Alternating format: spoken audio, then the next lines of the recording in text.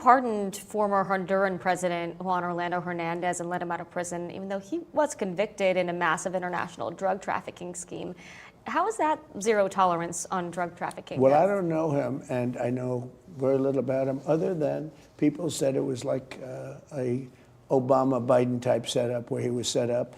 He was the president of the country. The country deals in drugs like probably you could say that about every country. And because he was the president, they gave him like 45 years in prison. And there are many people fighting for Honduras, very good people that I know, and they think he was treated horribly, and they asked me to do it, and I said, I'll do it. It starts with a simple question and ends in objective reality. Through our journey from there to here, we find one another and ourselves. And as the next 24 hours breaks free from our last, we gaze onward in reflection of the day. Come to your own conclusions. Stay vigilant.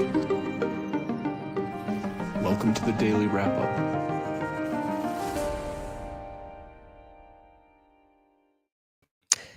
Wednesday, December 10th, 2025. That's quite a clip. Hopefully you guys are right there with me if you've been following the shows. At the very least, understand where I'm coming from around the topic of the network state conversation, Prospera in particular, which is what caught my attention first. It's much larger than that, but that's what I first picked up on. The overlap with Honduras, obviously Prospera being in Honduras, and the discussion that we've had along that. One of the parts being the prediction, just based on really more so what the current, as I think at the moment still current, but about to be previous president of the country said, I think a year and a half ago or about a year ago, that the U.S. government was trying to regime change your country. And we've seen the election manipulation that the U.S. government, I guess, does a lot. I was going to say, it's pretty clear, it's pretty obvious that it's happening around the world. But the point is that this was something that we predicted would come to pass. And not because of, there's plenty of reasons I would argue this is probably going on. But the reason I saw it coming, predicted, was because Peter Thiel, Pronomos Capital, Mark Andreessen-backed Prospera was in a limbo state. They had ruled it unconstitutional post-2022. They were trying to make it leave. The country doesn't want it there anymore. And they just waited. They sued. And they've even continued to build since then. And I think they were waiting until this was coming to pass. So what his comments were, right in that opening clip, if you didn't see the last show, was around Orlando Hernandez, who was the president who left in 2022 and was put to jail for 400 to 500 tons of cocaine charged in the United States. And he pardoned him. He was the one who allowed Prospera to become a thing, was the one that illegally allowed it to take place, manipulating with the Supreme Court. Remember, the illegal regime change in 2009 from the U.S. government was allowed this to be there in the first place. And so this was all part of this same conversation. So back to the clip, the opening clip there, for him to say that he doesn't know who he is, first of all, is a lie. That's just, he is somebody who's been around this conversation and in his circle. He's been pro-Trump. We'll get into it. But the statement at face value is insane to me. You're saying that you don't know who he is, but you pardoned him? There's only one way to take that. I think he's somewhat being dishonest, but what he's saying, taken at face value, is I pardoned the guy because these rich people who backed me told me to.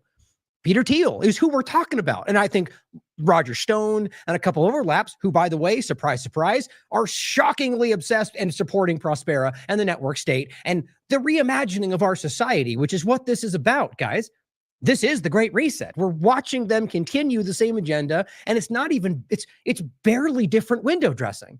You get different partisan flair, and it's the same outcome. The same digital IDs, the same digital money, the same transition into everything we talked about and pushed back on alongside the Republicans at the time with the Great Reset and COVID-19 and all of the things that we saw building and have never even slowed down. The transition of power, I guess the illusion of it, the transition of people in front of you in the U.S. government structure have allowed people to act like something's different. We all hoped that things would be different.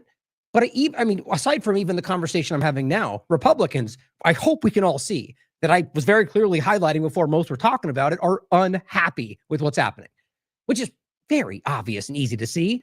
He's not meeting the demand. He's not following through on his promises, but no, neither did Biden, neither did Bush or Obama. And we have to start being less childish about the party paradigm and highlight those who are blindly supporting of it. But the point is that this is a transition.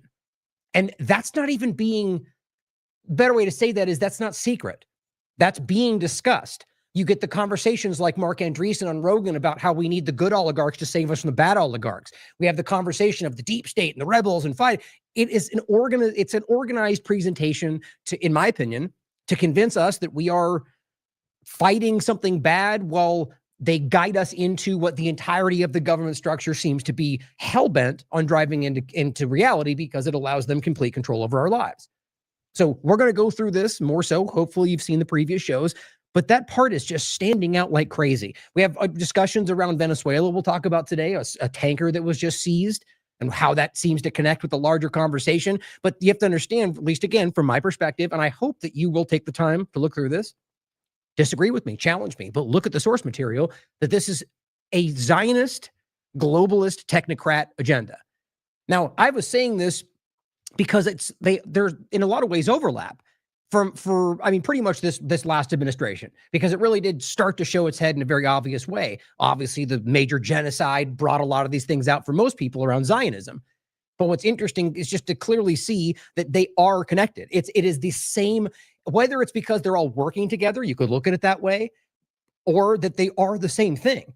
And also note that the people I will always point this out, who have been making a career on using those buzzwords and pointing to things in some cases align with what they were pointing at, but at a time when there was barely any momentum about it, now finally we have actual awareness and people starting to talk about it in the partisanship even, and those people seem to be cheering it on, to be quite honest, including the war on Venezuela that seems to be, I guess, the Republican, we'll get to it. The point of, when I say that, remember, I mean the team sport players.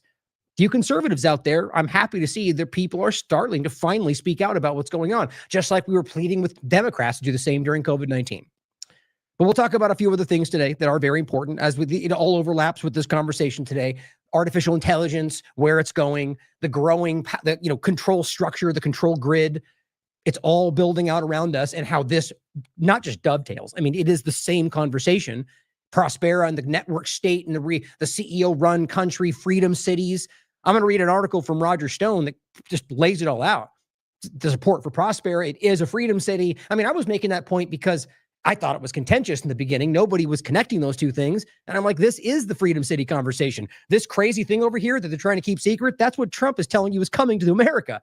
And now you stand back and look, wait a minute, there's 120 of these things. It's happening in most countries. It's in the middle of the ocean. We're watching the world change in front of us. And at least in this country, they're trying to keep us nose down in the most benign, inconsequential, partisan, social, identity politics nonsense. And some of it does have relevance, but if our lives are being changed so radically to the point to where, we'll wake up and not even recognize the world around us, do those things even matter? It's up for you to decide, but I believe this is something that's very, very important today. Now I'm going to start with a point around Robert Inlakesh that I wanted you to see. Great to see The Intercept focused on this. It looks like they were doing sort of a long-term investigation on this. This is from The Intercept about Robert Inlakesh. A journalist reported from Palestine. YouTube deleted his account, claiming he's an Iranian agent. Now, you guys know the story. We've interviewed him. He's been censored on YouTube like most of us have. Now take note of the ones that are largely allowed back on there. But YouTube offered conflicting explanations for deleting his account of Robert Inlakesh, who covered Israel's occupation of the West Bank. It's worth your reading. It's incredible to see how duplicitous and how completely dishonest this is. They're just what this shows me, like we see in most of the cases that are not even debatable at this point.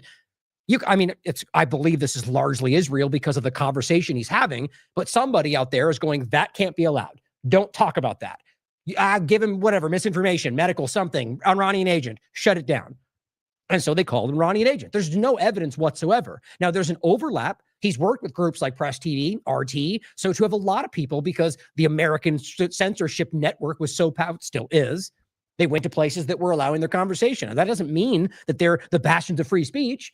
As always, it's important to frame it at the point I make about Russia. When Russia counterbalances itself to the belligerence of the United States, it doesn't have to mean that that Putin and his administration are more balanced or more measured. It could just mean that they're hiding that because they know it presents well to the chaos that the U.S. is creating. Or maybe they are just being more balanced, or maybe they're doing it in a way and all the worst things are behind the scene. The point is that you can see a use of that. Like basically, people who want to present themselves to make it look like they're the good person in the conversation. I think our government's doing that everywhere right now. Doesn't mean that they are. I think that's an important point to think about.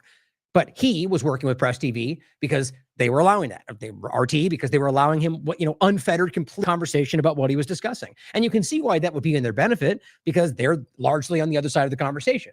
Now, I also do think, just to be objective and clear, that those platforms are far more open about a lot of things, more so than most American media. It's important to think about and look at it for yourself. It doesn't mean good versus bad. It's just being objective about it. But this kind of thing has been happening for so long. And right now, think about the kind of conversation that's allowed. Thank you to The Intercept for making that investigation.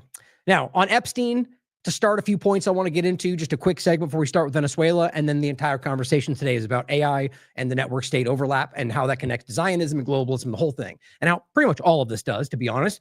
But in case you didn't see it, Thomas Massie on the 9th said second federal judge has just approved release of the Epstein-Maxwell grand jury material based on the Epstein Files Transparency Act. Ro Khanna and he ushered through Congress and Trump signed. It's happening, he says. Well, I'm not going to hold my breath. We're going to wait and see what happens because clearly the law doesn't seem to stop the people that are involved with. I mean, look, they know if this truly comes out the way we know it is, people will go to jail. I doubt that's ever going to happen. So probably something is going to happen. Historically, that's the way it tends to go. But fingers crossed, I hope. Secondarily, on the 10th, this is today, he says new development.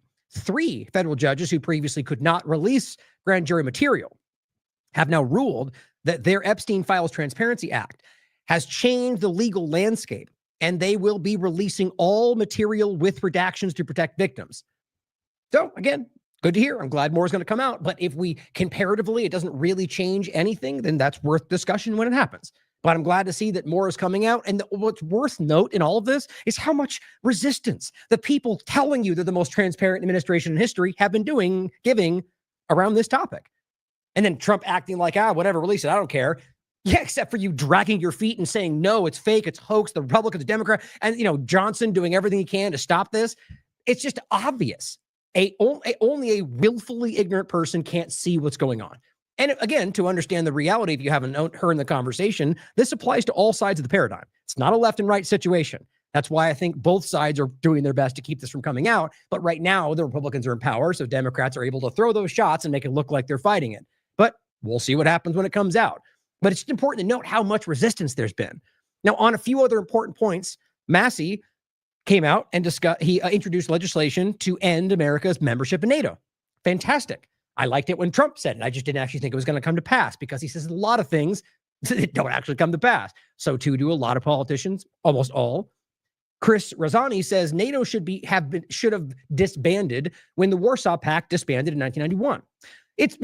I'll finish. 34 years later, we're still waiting to get rid of it, he says. Massie is right as usual. Now, in regard to NATO, let's remember, NATO is de facto like the world military. Post 9/11, I think it was Article 5, if I remember correctly. I could be wrong about that, but attack one, attack all, and they used it to essentially, continue to this day, war on terror. I mean, it's not used as visibly as that, but it's essentially what we're talking about. And so he is saying we should stop it. Trump floated the idea because he knew it resonated with people that actually want liberty and freedom, people who are actually libertarian, anarchist, because that's what he needed to tap into. And then he went the other way. He did a lot of things and moved things around, and now they're paying more. Okay, good. So we wanted to be out of it, but Trump made money from it. So yay, freedom, or yay, money, or pretend money for you, even though you get none of it. It's like, we need to stop. I always want to make that point.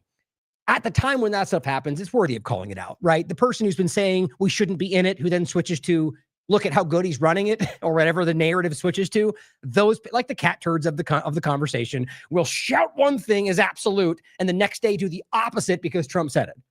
And not even delete the old tweet. It's just brainless. But I think that's just because it's a mindless moving forward. I support the thing of today, just like they made fun of the team sport Democrats for doing. Okay, Nate, here's another example about January 6th. But this is something that seems to be brushed over by a lot. It was a smaller part of this current conversation, but this is and was a huge thing predominantly for the Republicans. And Trump's administration seems to be just, I'm going to wait to really hold judgment until this concludes, if it ever does. But the shift from what appeared to be a gate match for somebody who worked for Capitol Police that Massey was convinced of into an anarchist that we are hunting down or whatever it is, just, I doubt it goes anywhere. Liz Harrington reports the same people who tried to frame President Trump for January 6th are right now running the pipe bomber case. That seems like a problem. Yes, certainly does. Unless the game is to make it look like you're investigating and then go, Democrat, oh, they were holdover. They did it. They stopped it. And we were trying, and the Democrats, the same game that's played every single thing. No arrests yet. Not one, not Epstein, not January 6th, not stolen election, Social Security. You can go on down the list. Not a single one. But let's keep pretending like it's all coming down, right? I hope so. I think they all deserve to go to jail. The point, though, is that these people are there. You either are going to say, well, then that's a setup, or he's not actually going after them, or both. And Thomas says, why does this Jocelyn Ballantine still have a job and tags Donald Trump and Bondi in the DOJ? And why is she working on the pipe bomb case after what she did in the past? Yeah, very valid question. I doubt we get an answer because the people who need to see this don't want to see it, and Trump's never going to acknowledge it because it's obviously not. I mean, it's embarrassing. It's hypocritical. Now, as Jason writes, let me get this straight. 1 month after investigation found a 94% gate match between the January 6th pipe bomber and a former U.S. Capitol Police officer, which happened. We talked about it. It's very clear. Massey reported it. The FBI suddenly, after 5 years, rolls out a suspect conveniently self-branded as an anarchist. Anyone buying this? I mean, it is pretty ridiculous. But that's what's been going on. Now, on that very note, very quickly, and I'm going to keep following up on this, guys. And this is just really interesting to where this is going. Now, it hasn't really resolved, but the whole pumpkin terror case of Halloween, well, interestingly, it's FBI still analyzing seized devices for overseas ISIS links, which is interesting, seeing as how just very quickly, the beginning here, it seems as if, as we thought, this was the cash FBI lobbing out what they think it looks like over the top of this without having the evidence in hand, like they seem to keep doing. Comey, for example, and that's just the DOJ really, but my point is, in this case, the FBI clearly was saying ISIS linked and connection, and now they're combing through everything to try to find that. Now, this is, again, I'm going to get into and make a point about this in a second about Grok. This is not because just Grok said. This is the point of the Republican Elon Musk cultivated Grok stating what they're doing and not doing. I find that relevant. But all of this has been just vetted and discussed elsewhere, as always. And I'll make that point again in a second, but I just want to state that out because this is something we should always, it's wrong 50% of the time. Like, think about that. I'm just a number I'm throwing out there, but it's constantly giving me information when you're engaging with it that I'm like, that's just not correct. This is information they're saying is the current state, and it says the case is tied to a prior 2024 ISIS probe. Okay, great. So they continued Biden's work because that makes sense, doesn't it? Defense claims of entrapment persist, which is important because, you'd argue the defense at some point, like if the evidence was pretty damn clear, they're not going to keep, a defense lawyer is going to stand up for their client. But in most cases, if they're out there, it seems to me that they're continuing to really push like that this is an entrapment. And they're right to the point where they're about to go to court. So it could be them just blustering before they go to court, or it seems to me like there's more about this being a setup. It says, with McCled arguing the FBI exaggerated online chatter into a coordinated terror plot without concrete targets or means. Now, that's what I think they did, whether this says that or not, on top of the fact that that's what they've been caught doing many times. And it says critics, including former CIA analyst Sarah Adams, allege heavy informant involvement, which we already knew, but at least 3 agents. And they write borders on a psyop to hype FBI successes, which sounds like what they're desperate for. Now, it says this is the first major terrorism case under the Trump administration FBI leadership. So where this goes will be very relevant. But as it stands right now, it appears to me that this is based on nothing other, as it says, where was it? Right here. Now, think about this for a second. They're trying to make this sound like terrorism because of they claim, well, they're Muslim, of course, and they're connected to Michigan and Dearborn, and that which Doesn't prove anything. And the point is that here we have an example of guns and stuff and shooting at a range. And so this is what they're saying with these things connected with the idea of what they claim are digital ISIS propaganda, which they've never shown anybody, and attack planning notes, which nothing's been proven. They would be shoving that in your face if they had this, like Cash has done before, but maybe it'll come out in court. But the reality is right now, that doesn't appear to be the reality. They're saying the videos that I'm discussing the word pumpkin are the ISIS videos or the narrative talking about it. But this is all based on what they've claimed because we haven't got access to this yet. So bear that in mind. But the weapons. So 3 rifles, 2 shotguns, and 4 handguns. Guys, I know more people that have that in their living room. Now, that doesn't mean that that's everybody in the country. I do live in Tennessee. But the point is that this is not indicative of anything other than Second Amendment. I mean, there's a lot of people, Republicans more than anybody, that have an entire room full of this stuff. Ask Thomas Massey. He showed it online. But then it says over 1,600 rounds. That's not that much when you understand how much people stocked up, especially during COVID-19 when there was basically a blackout and you couldn't even find ammunition. That's very common. Trust me. And it says tactical vests, GoPro cameras, things to increase firing rate. Again, these are like benign, average, most American kind of stuff. Well, maybe not most, but very prominent in this country. So, but yes, if somebody is out to do a terrible thing, then those could be, but it's just all of this other than what they're putting on top of it seems to be based on narrative. But again, we'll leave it there. This is as it currently stands. You'd think there'd be more motion by now if they acted like it was so airtight that they went right to it. But we'll wait and see. Now, the reason this is also relevant is because of this conversation. Remember the FBI shooting in Dallas? Guess how this ended up? The whole point we were making on this, and correct me if I'm wrong, wasn't there a report of an FBI agent being shot or like nicked in the neck? I swear that is what Cash or somebody said. I can't find that. At least, let me know in the chat because I was anyway. Because I'm pretty sure they said that in a couple of different press conferences, but that wouldn't surprise me, seeing as how they've lied about those kind of things in almost every circumstance. But in regard to this shooting, it turns out that right now, like I thought, the one person that actually shot, who ultimately seemed to have killed himself afterward, is the person they're focused on. No other people have been arrested. The entire thing they made this about was about the 2 people. Remember that? Cash was all going after the 2 people that were there, the Antifa protests, and it turns out like I thought, they were just at the protest and somebody shot somebody and they went after people who were Antifa because this seems desperate for a win. At the moment, as of today, the FBI's investigation into the September 24th shooting at the ICE facility in Dallas remains active and ongoing. No major developments such as charges against accomplices, formal closure. Well, I guess we'll wait and see. I've like I said, the reality of this was pretty clear in the beginning.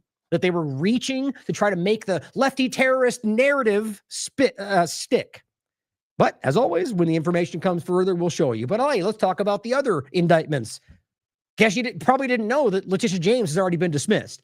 That went under the radar. James Comey. The indictment was dismissed without prejudice.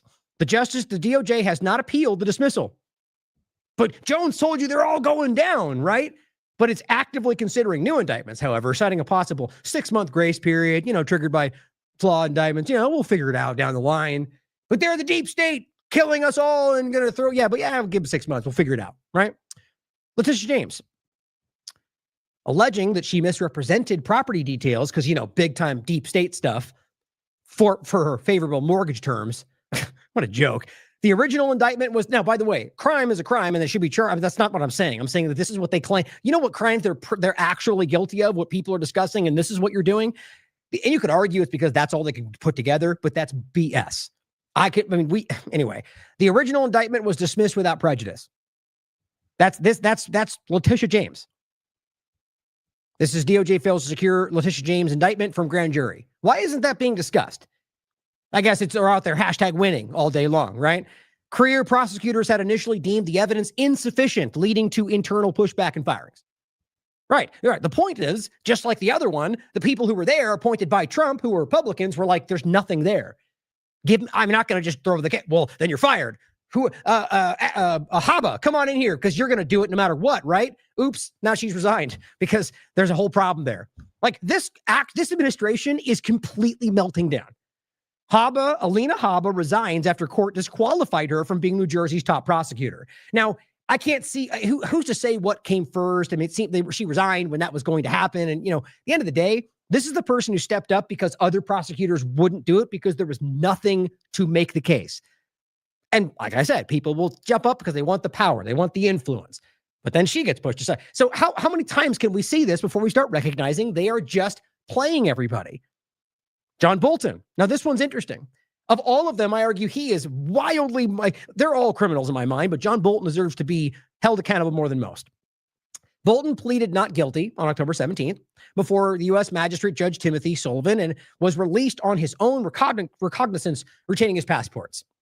Because that's how they go after the deep state bad guys. And it says a status conference occurred on November 21st, where prosecutors indicated potential additional charges pending review of seized materials, expected to last until, May 2026. Argues the shared notes were unclassified family communications, John Bolton says. Now, I don't think John Bolton's an innocent person, but I'm willing to bet you anything that it turns out that they are just random communication between the family. When you know as well as I that this guy has probably got not a closet, a lion witch in the wardrobe full of anything you could possibly. This guy, we've just played the clips of him kind of joking about his coup d'etats in Venezuela. Those are crimes, guys. But see, they can't charge him for that. They're literally doing one right now in Honduras and Venezuela, sort of, or they have been, and Trump's bombing Somalia. These are criminals, guys. And he put Bolton in the position. And he says, waived a speedy trial rights. Proceedings could extend all the way until late 2026 or beyond. That's what it says. Now, that is what you'll find. You can read the articles for yourself. What's funny to me is that this seems to be like I thought. Nothing. Where it's a bunch of names thrown at the wall who deserve to go to jail, who will end up skirting by like every other one of them have. Every one of them. From Pelosi to Trump to Biden to Obama, none of them have been held accountable. Not Clinton's, not Klaus Schwab, not Bill Gates. But yeah, hashtag winning, guys. It's all coming down.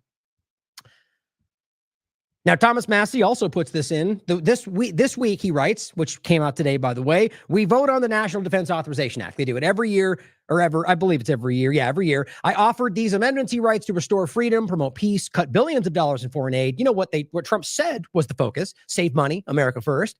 And he goes, and put America first. Speaker Johnson, however, and the Rules Committee chose to prevent any amendments from coming to vote.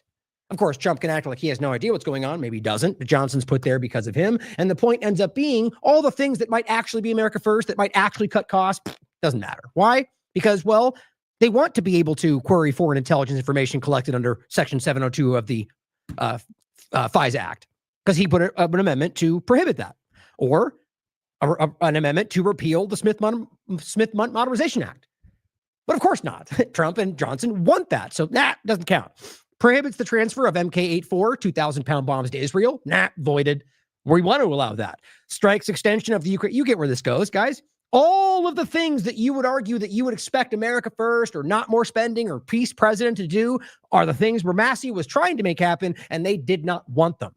Because as of right now, it already passed. House passes $901 billion military defense bill, which, as I've said in many years past, that is way, when you count the black budget, when you count the things that they don't consider military, even though it is in regard to the defense budget, we are way over $1 trillion and have been for a while. 900 billion just on the surface that you can see. Is that saving money? The idea that he's using the same argument they've always used. America first, because we have to go out there and protect America. It is about America, right? When we seize the oil in Syria, it's about you, America. It's about making your prices go down and helping you be safe. Or not. But see, America first, what conservatives wanted was not that at all. Not the foreign policy adventure keeping you safe, but the actual America first, right? Not seeking adventure abroad, but focusing on a United States outward defense, not beyond our borders. It's not what's happening. On top of that, Rand Paul says that's not America first when the U.S. Congress approves a defense bill with $800 million in aid for Ukraine. Peace president. Wasn't going to end those wars on day one. How'd that work out?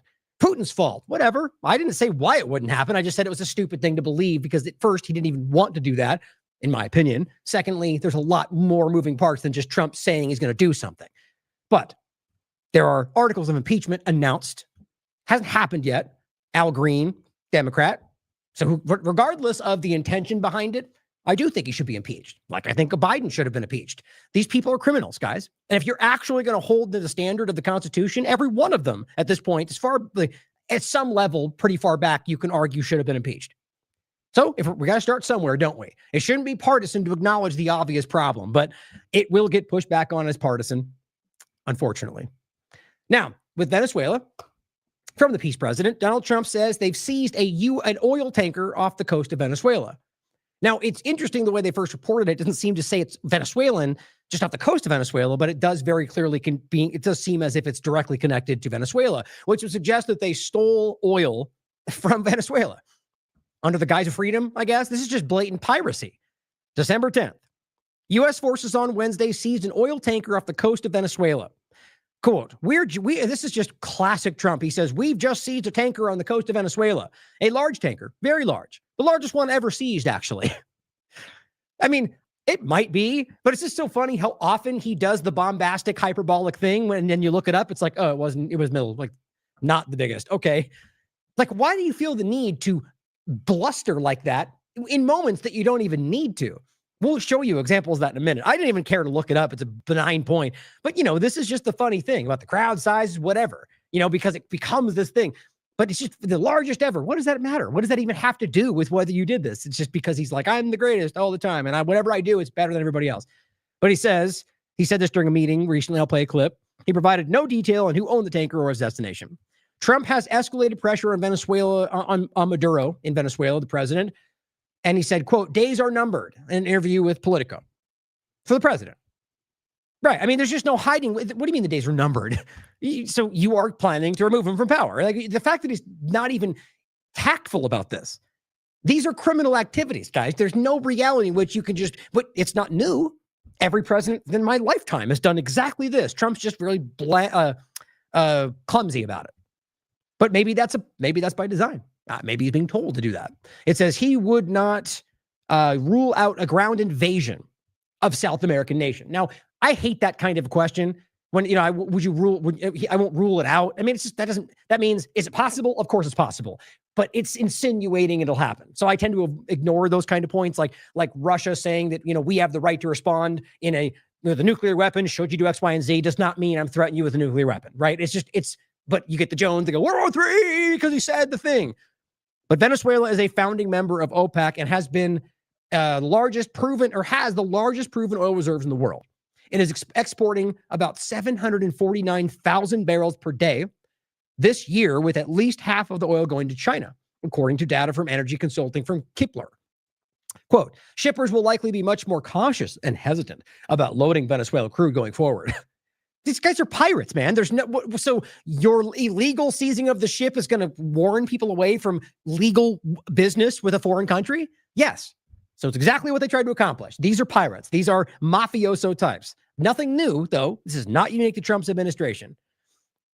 Max Blumenthal says Trump proudly announces an act of piracy with the U.S. theft of an oil tanker from Venezuela bound for Cuba. The act of financial terrorism was aimed at starving Cuba of energy, which how long the Cuba discussion has been going on. It just shows you this is just pride, or really when it comes down to it, it is that, but it's about the necessity of the agenda, not about freeing the Cuban people as from the government's perspective, like whatever resource they're after, whatever geostrategic control they're trying to seize. And it says worsening its blackout crisis and tormenting its population, which is actually happening. It just doesn't get as much as a conversation today because it's been going on for so long and there's, so many things going on in the world today. But here's what he said. Very much. It's been an interesting day from the standpoint of news. As you probably know, we've just seized a tanker on the coast of Venezuela, a large tanker, very large. Largest one ever seized, actually. Somebody looked that up. And other things are happening, so you'll be seeing that later, and you'll be talking about that later with some other people. Just the way he talks, it just kills me. Are you just rambling? It's just funny. I don't even know how to frame it half the time. Just what he does, it's so I don't know, contrived, I guess. Like, it's just like, he's just blustering all the time. And it's, again, I don't even know how to frame it exactly all the time, but it's just what he's doing. It gives me the very real sense that he's not saying anything of substance. He's just trying to talk for talk's sake. Now, here is what David DeCamp had to say about it. And he says, certainly would be treated as an act of war if anyone did that to a tanker carrying U.S. oil near our coast. Of course it would. Why is that different? I mean, in any real sense, not the, rah-rah, Venezuela socialist, not those kind of morons in the world who just argue because your ideas, then therefore you're the bad guy, and otherwise arguing that the freedom of ideology and free speech, in every other picture, just hypocrites. This Venezuela's a country. Maduro's been elected, despite the screaming ridiculousness of the Zionist, globalist U.S., axis. It's obvious based on hundreds of international observers, including American, including U.S. allies. So, I mean, you can always argue that's not true, but there's no counterbalance other than narratives coming from the United States. They've never proven that because guess what? It's not actually what happened. Okay, so he was elected. So you can argue socialist, okay, but that's what people are voting for. Likely because of how crazy we're seeing the Western powers act today. And I don't want any government. I think all of them end up in the same place, but you can see it's sort of like the two-party paradigm of the centuries of our political situation in the world. Right? Where people go, man, the capitalists are crazy. We're going to go socialist. Look at the West. And he goes, same kind of thing. Not as exact, but the bottom line is that to argue that just because you disagree with them, that you're just going to steal from them, obviously that's a crime. So why would it be any different? Why would it be different from, let's just even say somebody other than Venezuela? What if the UK? What if the UK decided a US tanker was part and just seized it? The UK, they're not calling the UK a terrorist organization, right? So how would you frame that? Is it suddenly okay because it's a Western, predominantly white country? It's still a crime, isn't it? Attorney General Pam Bondi says, today, the Bureau, the FBI, Homeland Security, and the United States Coast Guard, with support from Department of War. Isn't this weird how they're always like tagging and high-fiving each other? Why in the world would the FBI, Homeland Security, the Coast Guard, and the Department of War be involved in seizing this boat all together at the same time? I highly doubt they were. They're all just trying to go like, oh, Cash was involved too. He's so good at his job. Go tell him he's good at his job. He's very insecure right now. But that's what they're doing. And it says, of course, sanctioned oil from Venezuela and Iran. Okay. What do you mean? So you're illegally seizing this because you wrote it down on a piece of paper that they're bad guys. Got it. For multiple years, the oil tanker has been sanctioned by the United States due to its involvement in illicit oil shipping. Oh, it's illicit because they claim it's not supposed to happen. That's it. So it's not illicit. It's illicit because you claim they're not allowed to do it. Then they do what everybody else does, and you go, that's illegal. No, it's not. You guys are breaking the law. Of course, it's because they're supporting foreign terrorist organizations. You mean like all the groups you guys support? Like supporting a genocide? No, not like that. Anyway, how embarrassing. Dave DeCamp also said, here's what the U.S. military had to say less than a month ago when Iran seized an oil tanker off its coast in the Strait of Hormuz in their international, territorial waters. It says Iran's use of military forces to conduct an armed boarding and seizure of a commercial vessel in international waters constitutes a blatant violation of international law. It does. Undermining freedom of navigation and the free flow of commerce. See, they know all the right words when it happens to them. We call on Iran, or rather, it's done by somebody they want to use it against. We call on Iran to articulate to the international community the legal basis for its actions. So they sure as hell laid out why they argue that was happening. Doesn't mean it's legal or they have any real basis there, what Pam Bondi said. It's pretty sad. And I still argue, whether conservative, liberal, or aware of the ridiculousness of the two-party paradigm, people are very aware of this. I think people even that cheer for it are aware of it. They just want to support their team.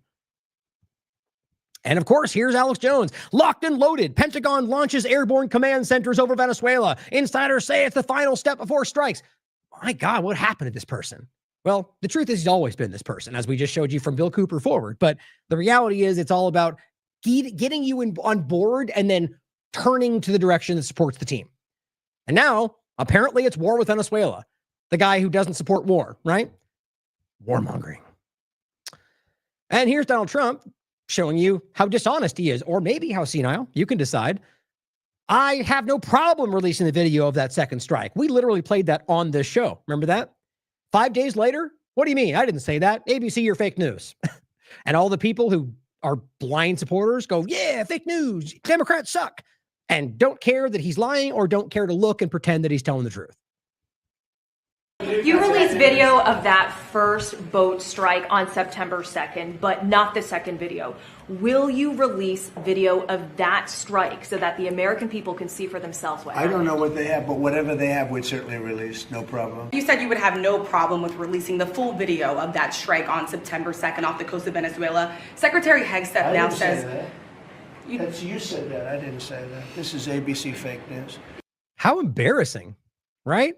I mean, just, it says MS-13. I mean, how many times can we be embarrassed? This is just the cartoonish nature of it. This is why my point is that most people are like, God, it's a small point.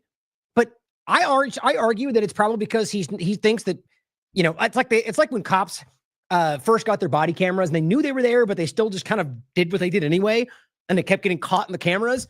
It's like, it's like we can see on the internet what you said. I don't think it's that he just doesn't remember. I think that he can just go, you're fake news. And everyone's like, yeah, I think right now in particular, he over imagines what his support base is and what they'll do. At one point, yes, I think they would have done anything. Now, not so much. Very interesting. Now on another, this one, here we go. On another point on that, last one on this, and this kind of overlaps with the interview we're going to get into about what he says with Hernandez or Orlando Hernandez. I'll wait on making a point there. This is about Crimea. Same interview, but it relates to larger kind of in between, just war, state, peace, president conversation. It appears as if Crimea might be on his mind. And it is worth pointing this out because he did the same kind of thing about Gaza. It's a beautiful area, lots of real estate, value. It's just a gross way to talk about people's lives in society in regard to like political maneuvering to gain it for your real estate buddies.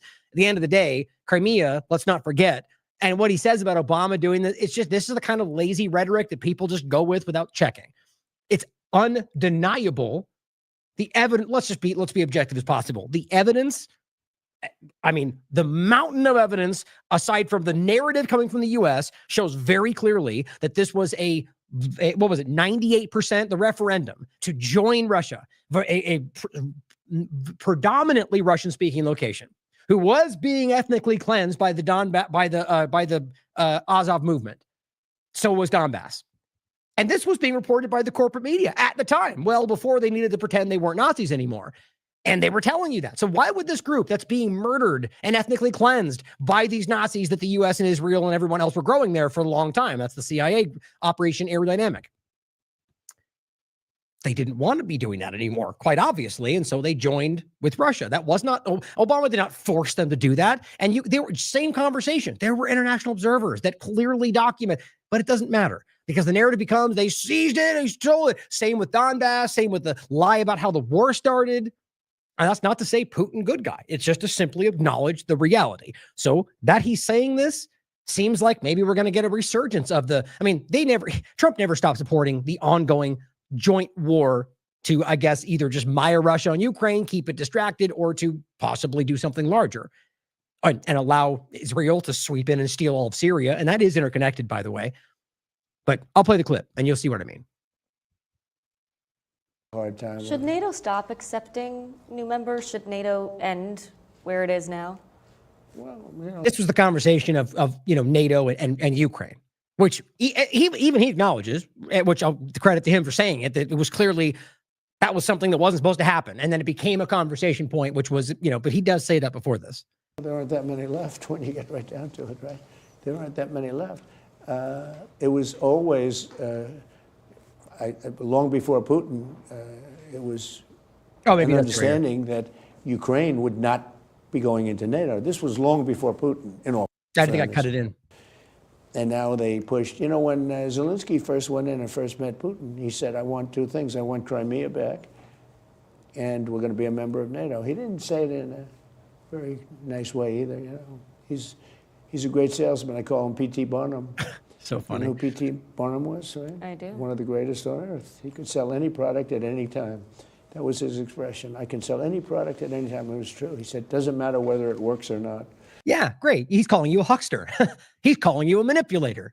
I'll sell you no matter what. It's funny how much he thinks that's high praise. But he's P.T. Barnum. He got Crooked Joe Biden, you give him $350 billion. And look what it got. It got him about 25% of his country is missing.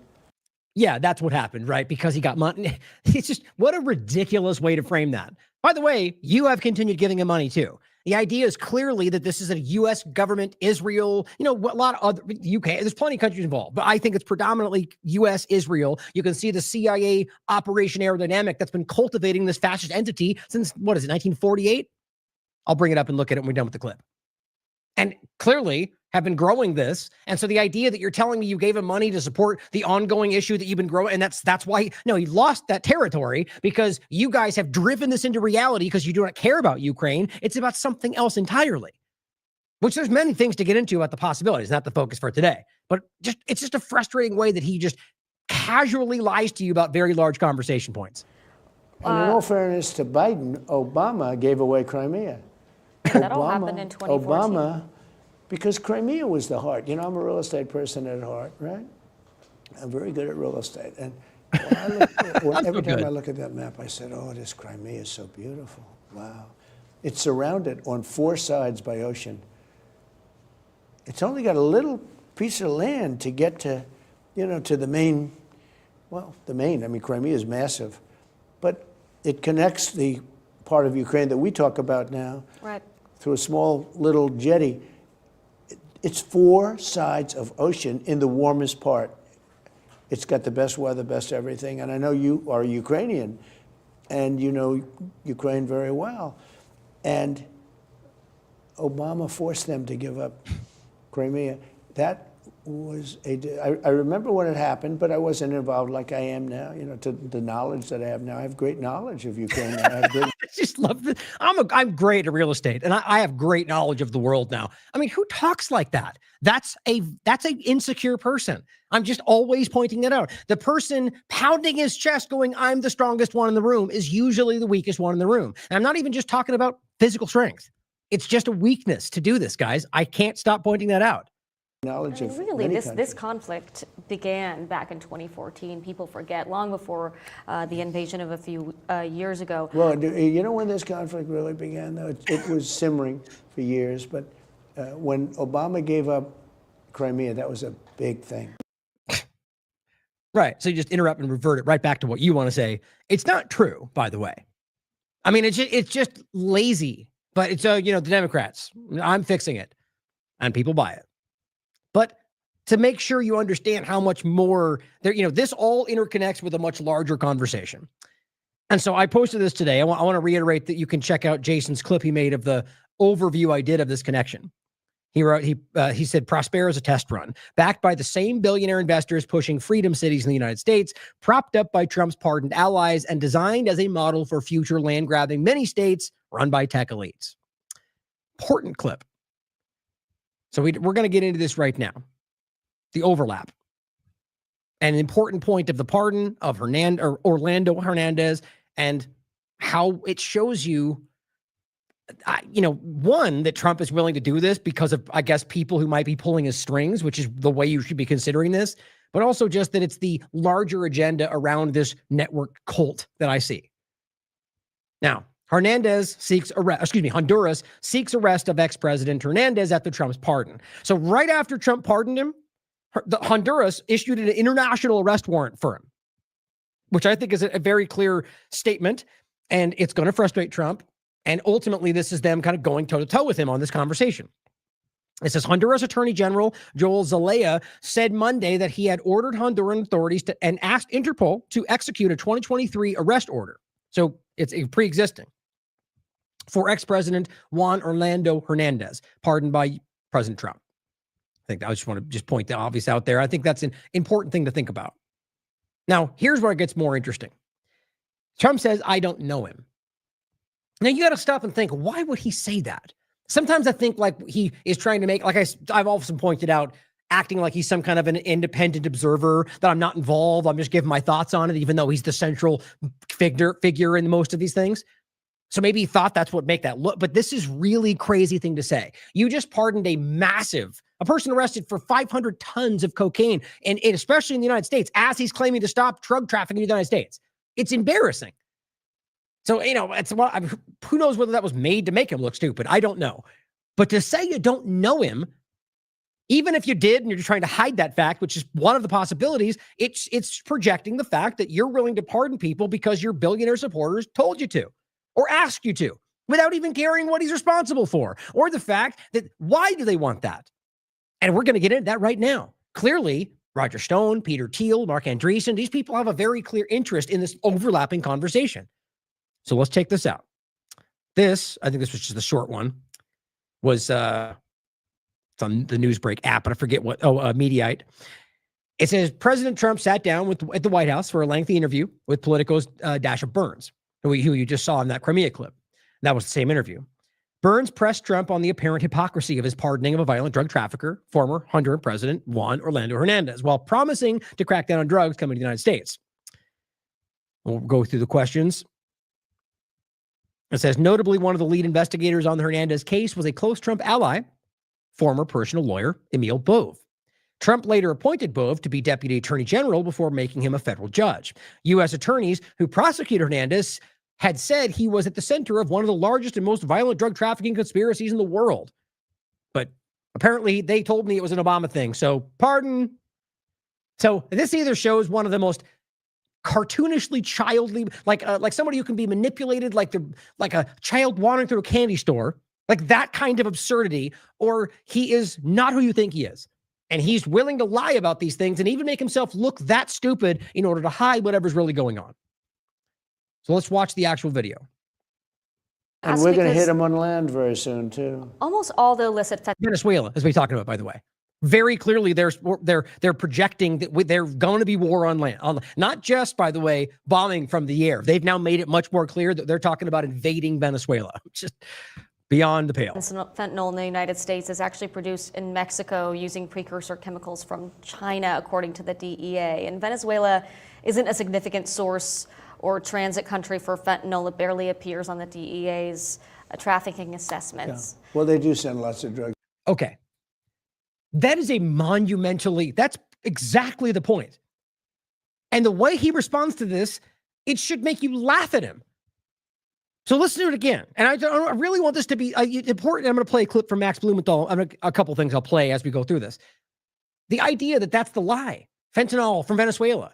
They're not, cocaine is what they're pointing to in other contexts, but they're making it about fentanyl. There's still major Republican and even Democrat people who are saying Venezuela fentanyl is killing Americans. They're just making it up. It's not true. And she asked that very clear question and points out that what you're trying to claim is not even the reality. Well, I do want to ask, and we're going to hit them on land very soon, too. Almost all the illicit fentanyl in the United States is actually produced in Mexico using precursor chemicals from China, according to the DEA. And Venezuela isn't a significant source or transit country for fentanyl. It barely appears on the DEA's trafficking assessments. Trump DEA. Well, they do send lots of drugs. Those boats come in largely from Venezuela, so I would say that's a significant. And you. Oh, that's it. That's it, guys. And he moves on. It is though. And there's lots of boats and stuff and there's bags. So it's real. Shut up. It says MS-13. It's like that moment right there. How ridiculous. Now it's either that he's just that ridiculous and doesn't know what he's talking about, or he's just trying to deflect because there's something much larger going on. I get the sense that it's both a lot of times. Here, and I'm going to just go back as touch so you can see the transition and we'll go to the next part. Those boats come in largely from Venezuela, so I would say that's a significant. And you can see the drugs. You can see these bags all over the boat. Just bags so and if it's bags. About drugs. Sorry, I guess that was one more part to it. I thought that he jumped right there, but now she moves on. That was the extension of it, though. Bags and stuff, which is what I was saying. That's it. The data, the facts, that doesn't matter, but what I'm going to say is the case. It's not, though. Would you consider... But let me tell you what they do. They send really, really bad people into our country. Right. Okay. So, right in his mind is thinking, okay. I'm guessing anyway, right there, the obvious point. Okay. Fentanyl's not the real point and she's calling it out, but they do bags and boats and stuff. But let me tell you what's really going on. Immigration. Yeah. Now, why do you think he did that? Because that's what gets people's attention who are blindly supporting him. And it's not an invalid point, right? There's very good points to be made there. But then if you understand the full picture, it's not Democrats bringing in voters.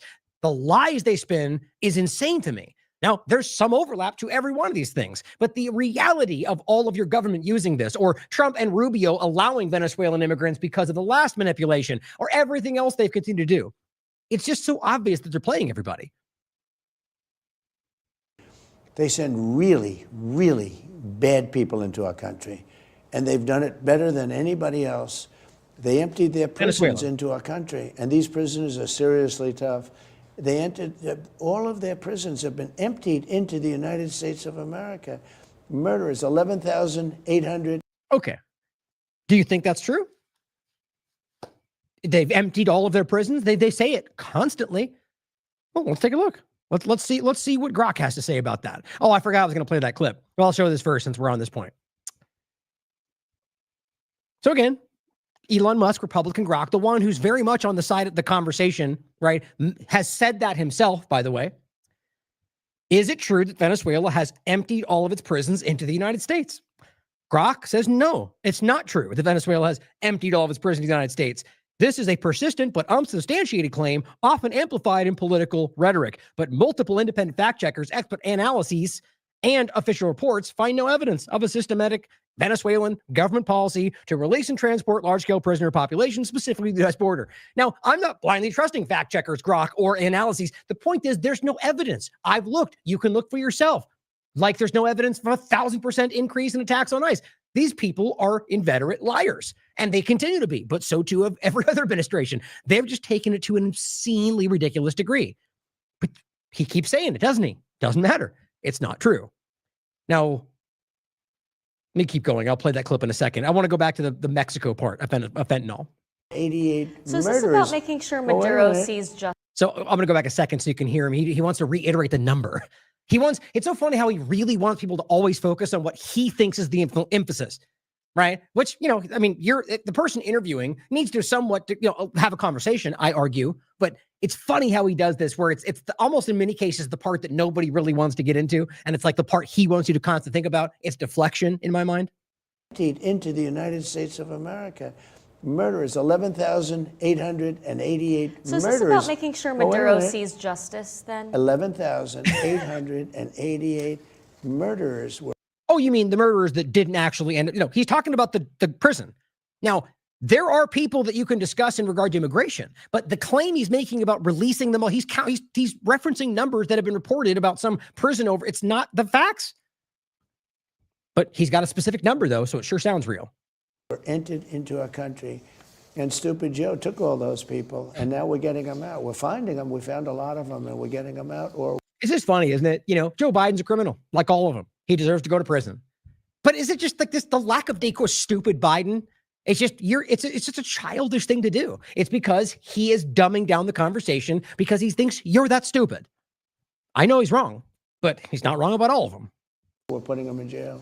Some are so dangerous and so bad that we don't want to put them back to their country because they'll find a way to get back in. But these are stone cold murderers. And that's why he uses that conversation to cover the fact that they're deporting mostly benignly innocent people. People who've got a traffic ticket that have or a lapsed green card or all or people who are here legally with no problem or because they had said the wrong thing about the U.S. government or called out Israel. If you still don't know that's the reality to this very day, I don't know what you're looking at. The numbers are obscene. It's obvious. Even going back to the original flight to El Salvador, guys, what was it, 75% of them? No criminal record, not in the country illegal. They were in the process of some kind of seeking amnesty or trying to get citizenship. The idea that you would ever send somebody away under the guise of illegal immigration who was seeking citizenship is such a bastardization of what's going on. I mean, how else do you expect them to do that? Are they going to phone? Like, you're talking about people who are in many cases fleeing, foreign U.S. foreign policy or whatever else. They say, fleeing terrible things to come to. Okay. So they flee to the gate to the front and they go, I want to be a citizen. You're a criminal. Go to jail. What are they going to set up an appointment on their cell phone? Are they going to call ahead? I mean, this is how it's supposed to go. Now, you can turn them away. That's your prerogative. But the idea that you have people who are literally coming in going, I want to be a citizen. They let them in. They're going through that process. And then you deport them under the guise of being a terrorist for MS-13. It's ridiculous, guys. Time we knock out a boat, we save 25,000 American lives. So. Oh, that So old would you Jim, consider- These right? are stone cold. Aside from the fact that, as Glenn Greenwald pointed out, what was it last year? 70,000 overdose. But every boat, mind you, 25,000 lives. They're just making things up. Murderers. But every time we knock out a boat, we save 25,000 American lives. So would you consider doing something similar with Mexico and Colombia that are even more responsible for fentanyl trafficking Yeah, I into would. the U.S.? Sure, I would. You pardoned Probably former won't, though. Honduran President Juan Orlando Hernandez and let him out of prison, even though he was convicted in a massive international drug trafficking scheme. How is that zero tolerance on drug trafficking? Well, I don't know him, and I know very little about him, other than people said it was like a Obama-Biden type setup, where he was set up. Is that as easy as it is, Trump? Oh, that was a Democrats did weird stuff. You know, do this for me. Thank you. Thank you. Here. Oh, here. You're welcome, billionaire friend who funded my campaign. You know, how in the world? I mean, it's just, I wish that one point needs the idea that you would pardon somebody you don't know, or you're claiming that anyway, because they said it was a manipulation. You don't care to vet that. What if the idea, first of all, the trafficking drug discussion, that's just ridiculous. What if he's a rapist? What if he's a murderer? All the things you keep saying about everybody else. He was in government. It's probably the case. And here you go. Well, I don't know. They told me he was bad. Obama did something. So get him out of there. Insane. A Obama-Biden type setup, where he was set up. He was the president of the country. The country With no evidence, by the deals way. in drugs, like probably you could say that about every country. And because he was the president, they gave him like 45 years in prison. Right. See, sort of the Israel argument. Well, then we all deal drugs. So why would you go after him for it? Funny thing to say, isn't it? Or the idea that they gave him 45 years because he's the president. Well, you're damn right. It's like a police officer breaking the law. You should be charged harder. You guys are literally in a position of power. You should be held to a higher standard. The opposite is the case today. That's what they're trying to create. Trump trying to say, release, don't put Netanyahu in jail. He's the president. Like Nixon said, if the president does it, it's not illegal. They're all the same thing, guys. And there are many people fighting for Honduras, very good people that I know. And Yeah. they think he was Peter Thiel, Andreessen, Roger Stone. That's what we're talking about. treated horribly, and they asked me to do it, and I said, I'll do it. Do you Right. think that could Asked him to do it, and he did it. This is about Prospera. This is about Honduras. It is about what they're trying to accomplish in the larger conversation. send the wrong message to No, drug I don't dealers? think so. Look, I think, when you weaponize government, they've weaponized their government just like they did over here. I'm one of the people that survived, but they weaponized the government. We had the most weaponized government. Our election. See, this is like somebody puts one of these things, these like phrases in his mind, and he just like blurts it out. What are you talking about? I agree that you can see weapon, but what we're talking about in that conversation is like Israel infiltrating and using it, or, what he's trying to simply argue is people, or I guess in the sense what he's trying to say is using the government to go after people politically, put them in prison and so on. That's what governments do everywhere. That's what you're doing right now against 100 people in this country for reasons that they said the wrong thing about you. Or suing people because they pushed back on your agenda. Yes, he's doing that. He's written books, or in his books, about malicious, being litigious. That he's literally written about that. That's what one of the people he supports. It is sue, deny, ask questions later. That's what he believes. So weaponized government. The reality is clearly, I think all governments are weaponized by default. It was rigged. They went after me. I was impeached twice. I was indicted. They indicted me. I came out good. Here we are in the White House. Things are looking nice. But yeah, look at that. Despite all the crimes and despite all the accusations and court processes, look at me sitting in the White House. It all worked out, didn't it? Yes, which you should consider. they were vicious, and they are vicious. They're sick people. We've talked a lot about foreign policy. You've spent a ton of your first year focused on those conflicts around the world, and that has led to some concerns, even from your own supporters, that there hasn't been enough focus on some of the issues here at home. I know that this week... Touchy question. Some of your supporters don't believe you're America first, is what you just said. Going back out on the trail, giving me flashbacks of covering your rallies here. You're hitting the road to talk about the economy. I wonder, sir, what grade would you give your economy right now? Before I answer that, let me just tell you something. I've watched stupid people like Marjorie Trader Green. Wow. Or some people call her Taylor Green. Some people call her Taylor Brown, because green sometimes turns to brown, which isn't nice. Oh, thanks for explaining that, Trump. We were confused until you walked us through your analogy. What a clown, guys. I mean, it's just so funny. Objectively speaking, if I had never met any of these people and they lined up in a line of the presidencies, he would stand out as exceptionally ridiculous in the way he conducts himself. It's not about I hate Trump or I'm a Democrat. It's just hopefully people who watch this can clearly understand that. And I'll be just as critical of whatever Democrat comes to power next. I just think that's worth laughing at. And I'll go again. Actually, that's why I forgot. This was my whole point. I got to play that Max clip. Don't let me forget. Here is asking Grok. I just think that's funny. Here is Grok. Give me all the links to times Donald Trump praised Marjorie Taylor Greene. Future Republican star. Of course, yes, you can change your opinion, right? She can change, but it went right up until this year, right? She's respected by everybody. She's very smart. I'm just very happy she's on our side. I'm very happy she's on our side. Okay, wait till he calls her stupid in a second. She's really highly respected in Washington. She's fantastic. She's a fantastic person. She's a very smart person, very respected in Congress. A lot of people don't know how respected she is, he says. He called her amazing. May 8th. Oh, it's 2024. But there are further examples. I mean, in the beginning of this year, in before that. But it says, praise her resilience and implied. Okay. Isn't that funny? Go back to the clip. But I've watched her say that he spends too much time on foreign. Well, by doing that, and first of all, it doesn't take a lot of time. I made one trip. I brought back trillions of dollars on that one trip. Oh, did you get that? I didn't get any of that. Did you get some of that? I guess he didn't bring it back. I stopped in Japan. I stopped in South Korea. I met with President Xi and ended You went what to could the have been a Middle big East. I was on problem. that trip with you. Went to the Middle East. Oh, yeah. I Many brought times. back $3 trillion from the Middle East. Again, $3 trillion. Well, all the prices are up. Your rent's going up. Utilities are going up. Where is this money going? Well, I'm sure you can imagine, probably into AI development and some kind of Israel overlap. I mean, I'm being facetious, but you're throwing around trillions. You just put out $900 billion in regard to the defense. Like, where is this actual translation? For all we know, he's just throwing these fake numbers out too. I don't think that. I mean, it's hard to even say. I'd probably flip a coin at this point, but just think about that. I sold many Boeing airplanes on that trip, like 300. Yeah, is he like a salesman? Why is the president going out and hucking Boeing Airlines? I mean, the idea is that even the idea that the president in any sense is representing or selling Boeing or any other brand, that's supposed to be a problem, guys. I mean, this is also funny.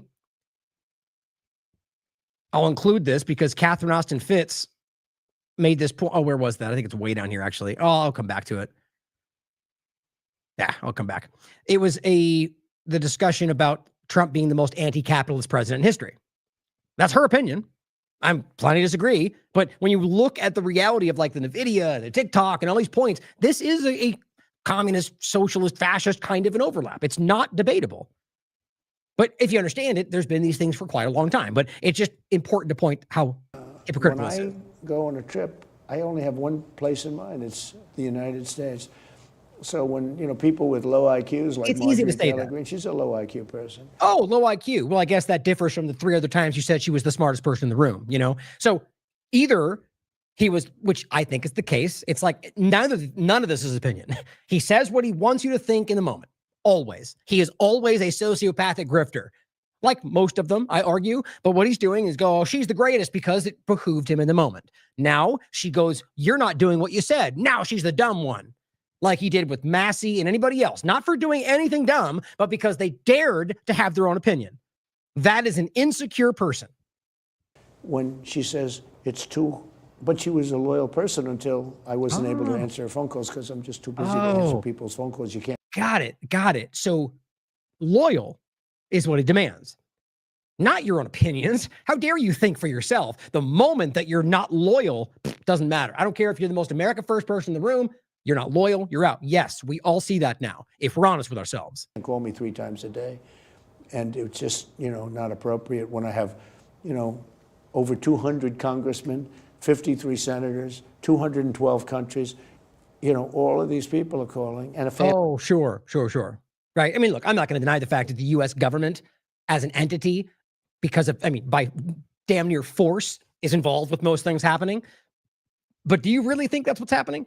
I mean, he said in the beginning, they said, please, Trump, make deals with me. And that turned out to be a lie. One of the many things It was just the statement was to make you think that everything will change. The whole world will switch over once I come to power. No, it didn't. Clearly, everything's continued. So is that what's happening? Is he constantly juggling all the different congressmen in every country in the world? Maybe. Just don't believe it, though. At the end of the day, it has nothing to do with whether or not he's backing Marjorie Taylor Greene. It's about the fact that she is, really on one topic. I'm sure you can point out what that is. Family. Actually, the family suffers. It's harder for me to call back the family. But when you think of what I've done, remember rare earth? Back to how great he is and what he's done in the world, right? It's abnormal. Like, even for somebody who is constantly praising it's like a redundancy in his mind. It's just a weird thing. And the problem with magnets and all of these things, it was going to shut down the whole world. I worked it out with President Xi. We have a good relationship. I worked it out with President Xi. Very favorable to the United States. Does come back to the economy in the U.S., right? I'm not done praising myself. Hold on. I made a statement, though, that I devote too much time to outside of the United States. I've made a fortune for the United States by focusing on things outside. To be clear, that's not my statement. That's just what some of your supporters and some others have. Okay, but think about what he just said. No. I'm America first. I've made a lot of money for this country. Is that what everybody's asking for? You're spending more than ever. Everything's going up. Look, if it ends up changing in a year from now, then good. I'll cheer that on. Right now, everything is up, and you can prove that. People are struggling. You bringing in money, by the way, even if that's what actually happened, there's no overlap. You can show this as far back as you want to look. That does not translate. There's no trickle down. We don't get money when they bring in money. Corporations do. People in the inner circle benefit. People who've got stock in these companies benefit. We do not. Most Americans don't have 401ks. Most Americans are not involved in the stock market. That's easy to prove. But that's what he's talking about. That's really important. Now, that just could be his completely out of touch understanding of the world. But I think it's more than that. Well, then, I can't imagine their supporters because... Okay, hold on. I forgot about that. I have to go back. Listen to this. For the United States by focusing on things outside. To be clear, that's not my statement. That's just what some of your supporters and some others have said. A lot of them. Well, then, I can't imagine their supporters because I've made a fortune. Right, back to the money. Guys, he actually just said that. So all of you out there, diehard MAGA Trump supporters who are just going, I disagree with you, Trump. We're in a bad way right now. But you still support him. You still vote for him. He just told you you're not a supporter. If you don't blindly think what I think, you're not a supporter. It's just ridiculous. This is why I actually feel right now, Jones too, by the way, they're simmering with hatred for their own audience. You can see it if you really look, because they're so used to having this like waterfall of blind support, and people are just not buying it anymore. And so he's really frustrated behind the scenes. And you see little moments like this where he lashes out at his own support base. You're stupid if you don't support my agenda. You're dumb if you think the Epstein list is not a hoax. He said both those things. I think the word maybe different, but something like that. Like he diminished people for believing that the Epstein discussion was important. And now here he is signing the act. You know what I mean? It's sad, guys. And it really needs to stand out.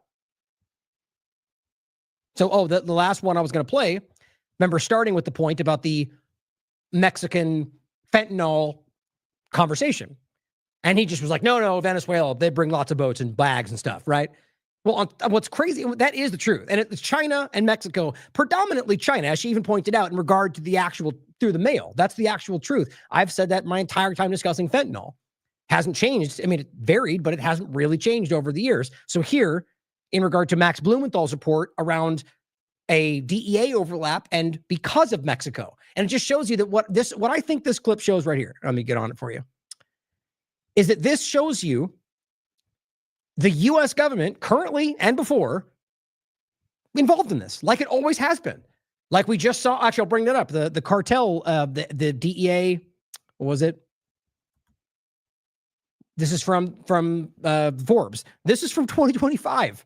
The wiretap. The DEA laundered $19 million of cartel drug money into cash and crypto. Now, this seems to be an extension of this conversation. And yet, you're going after the drug. Yeah, right. Maybe you should focus on the internal dynamic, but they'll never do that. So this conversation shows you that the current government is involved with this very process. At the very least, that this guy alone was working to build this process in Mexico. And here's Trump talking about that's the problem. This seems to be them manufacturing what they want to do. while blaming Venezuela in the process. Standing here in Oakton, Virginia, in front of what is said to be the house of Paul Campo, which was raided last Thursday by federal agents following an indictment from the U.S. Attorney's Office in the Southern District of New York. Campo is alleged to have participated in a $12 million scheme to assist the Jalisco cartel of Mexico acquire fentanyl production capacity, as well as weaponized drones, explosives. And Campo happens to be the former Drug Enforcement Agency Deputy Director for Finance. Now think about that. Now, I'm just going to quickly point to the end of the show today about the threat of Hamas bombing the U.S. and Europe, which is being floated by all the Zionist globalist technocrats. And that's not what's happening. I will get into it. Like this seems to be manufacturing the justification for whatever they're about to conduct. That's my opinion. What are you hearing here? Not only the fentanyl front that they're literally outsourcing to Mexico, maybe to be pointed at to use later, also drones and different. What does that look like to you? That looks like the beginning of a setup, creating the very thing that ends up being pointed to as the thing you're fighting off, whether immigration, because this is the world we're in. This is 5th generation warfare. This is where we are. I'm not saying that I can prove that's what was happening, but we know that has happened, and that's an important thing to consider with what he just said and what we know is going on. So this is a pretty significant bust.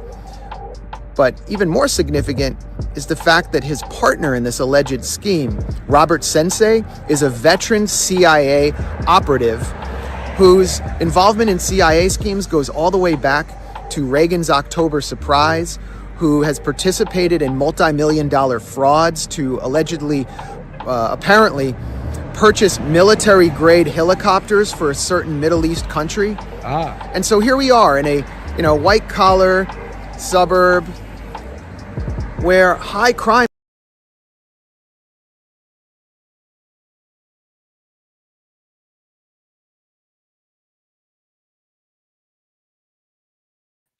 Give me a second, guys. For those new to the platform, welcome to Last American Vagabond, where we get censored and beat up, even StreamYard. Give me a second. I've got to reload everything. We just got booted out of the thing. Let me get the video back up, and I'll keep playing that. That's just crazy how often this happens. Just so you know, okay, for new to the platform, like everything I had loaded just got removed, and I have to go back and load it all up. But hey, that's what we do. Makes our work all the more important. Standing here in Oakton, Virginia, in front of weaponized drones, explosives, and Campo happens to be the former Drug Enforcement Agency Deputy Director for Finance. So this is a pretty significant bust. But even more significant is the fact that his partner in this alleged scheme, Robert Sensei, is a veteran CIA operative whose involvement in CIA schemes goes all the way back to Reagan's October surprise, who has participated in multi-million-dollar frauds to allegedly, apparently, purchase military-grade helicopters for a certain Middle East country. And so here we are in a white-collar suburb where high crimes are being carried out to assist drug cartels in Mexico. And yet Donald Trump and his administration are killing people in speedboats all the way in Venezuela in a phony drug war, while our chickens are coming home to roost with a CIA asset just last week shooting 2 National Guardsmen, a former CIA asset in a Afghan death squad supporting the United States. So can we really wage a war on drugs when the CIA and DEA at the highest level are directly involved in it? And is it any wonder that the CIA is sometimes referred to as the cocaine import agency? Who's really poisoning our people? It's a good point, right? And what he says is the Jalisco cartel's alleged U.S. co-conspirators: Paul Campo, former DEA official in charge of fighting money laundering; Robert Sensei, longtime CIA asset who served as a witness to Reagan's October surprise. Now let's bomb more speedboats. Guys, I mean, this is just on the nose. Don't forget, just happened. Now, bringing this over to the larger point of this, right? Because there is a larger part of this conversation, right? So this is one aspect of it, right? What we're discussing is the Venezuela part. We discussed the other countries involved in sort of the South American part, and we're going to focus specifically on Honduras for this next part of it. But this conversation of the network state and these charter cities and freedom cities, this has been, we just showed you the thing. It's like 120 of them around the world. Not all of them are in physical locations yet, but they're building into this sort of autonomous land grab, colonial tech fascism, feudal, what is it? The techno-feudal kind of colonial project where they're absorbing land. Crawfish Rock, for example, in Honduras. Like, we'll go over all of this. Now, the way this connects to this conversation, as we said, in Honduras, Orlando Hernandez, who he pardoned, was the one who allowed Prospera to happen. This is the conversation I had originally on this. The technocratic regime change under the guise of freedom, technocrats are slowly taking control. That was September 2024. So he allowed this to take place. It was illegal. It started with an illegal U.S. coup in the first place in 2009. So we just had this larger conversation about the network state. There's a book written about it and how this overlaps with that pardon, Prospera in general, and the plan for the future, guys. As I said, this is the Great Reset. That's what I believe. What I can see clearly rolling out. These same people are tapped into the same things. That's even why I use Trump's Davos thing for 2025 or the 2020 administration before that. It's not hard to see the interconnection. But I call this the network state coup and the engineered transition to tech Zionism, because that's exactly what they call it. Or rather, one of the central characters within their inner circle calls it tech Zionism, which matters. I mean, it's exactly the point, is showing you this kind of interconnected idea. So first, the letter behind Trump's pardon of Honduras' ex-president. Now, this is from Axios. This is from yesterday.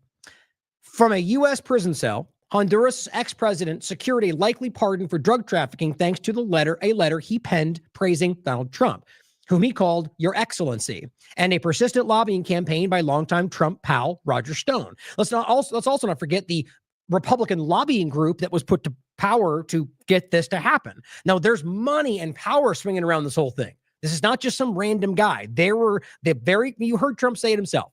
His billionaire friends said that that's what should happen. Now, whether you believe what they claimed or not, the point is they wanted this, and it's not about freedom. It's not about the Democrats went after him. It says, shortly after Trump took office in January, Roger Stone wrote 3 separate Substack posts calling for a pardon of Hernandez, who was indicted the day after he left office in 2022 and extradited to the United States to face cocaine trafficking and weapons charges. Stone cast Hernandez as a victim of the leftist lawfare in Honduras and the President Biden's administration. Because that's what they do. Now, is that possible? Of course it is. It's just as possible that the current Republican administration would do the exact same thing. It's the same government, guys. But I'm not denying the fact that Biden's administration was using the, weaponizing government. They all do that. What I'm trying to point out here is that this is just the narrative that they use to highlight, like, let's just say Orlando Hernandez was exactly what this claims he is. They would use the narrative of lefties going after him to get him out, because people will buy it. I argue Roger Stone is very aware of that. Like, that'd be my opinion, but hard to say. It says Roger Stone told Axios that on Friday he reached out to Trump and reiterated those points. Stone claimed a pardon announcement would energize the party that they want to win, and called Trump's attention to Hernandez's 4-page letter begging for clemency. Hours later, after Stone's like, do this, and friends said, do this, hours later, Trump posted on Truth Social that he'd endorsed the other person. Now, Hernandez is not involved in the election, but the person who was other person, not the right way to frame that. Tito Asfura was the person who's screaming Israel support, is absolutely not supported by how's the best way to frame this? The organic conversation in Honduras does not seem to support these people. You can, whether they're policies or anything else, that's my opinion. You can look for yourself.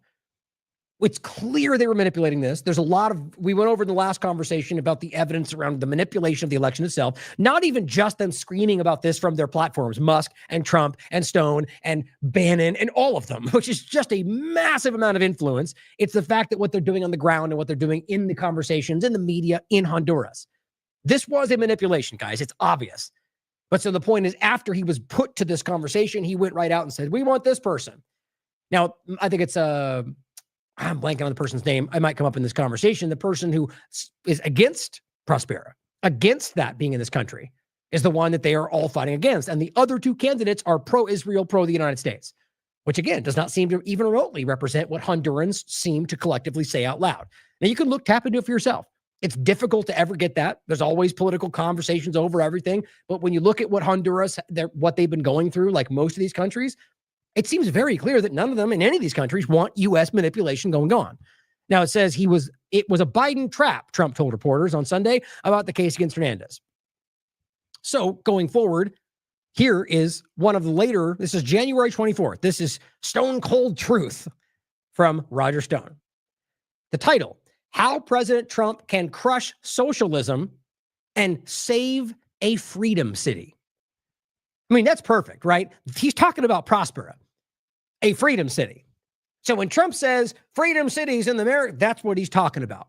Peter Thiel and his technocrat globalist Zionist buddies making a CEO-run country in maybe Washington, D.C., maybe wherever else they want to do it. That's up for them to decide. That's the point. It's going to be coming. Trump said the new homestead and all. That's what they're talking about. And I've been saying that for a while, well before I actually could prove the connection. It felt the same thing. And now we can show the Pronomos capital funding on both sides of it. We can show them calling all of them freedom cities. None of them are that, as far as I can tell. Now, here's the article. Remember, this is January. In the impoverished nation of Honduras, there are, and which again is like that because of outside influence. It has been for a very long time. The U.S. literally overthrew the country in 2009. So I love how Venezuela is starving people. Yeah, your sanctions are starving people. Iran is suffering. Yeah, your sanctions are causing chaos. That's not to say the governments are great, but what you're pointing to is almost always you causing it to cause the justification for your actions. Yes, Honduras is impoverished, and it says there are geopolitical developments afoot that have major implications for U.S. policy. Oh, really? What would that be?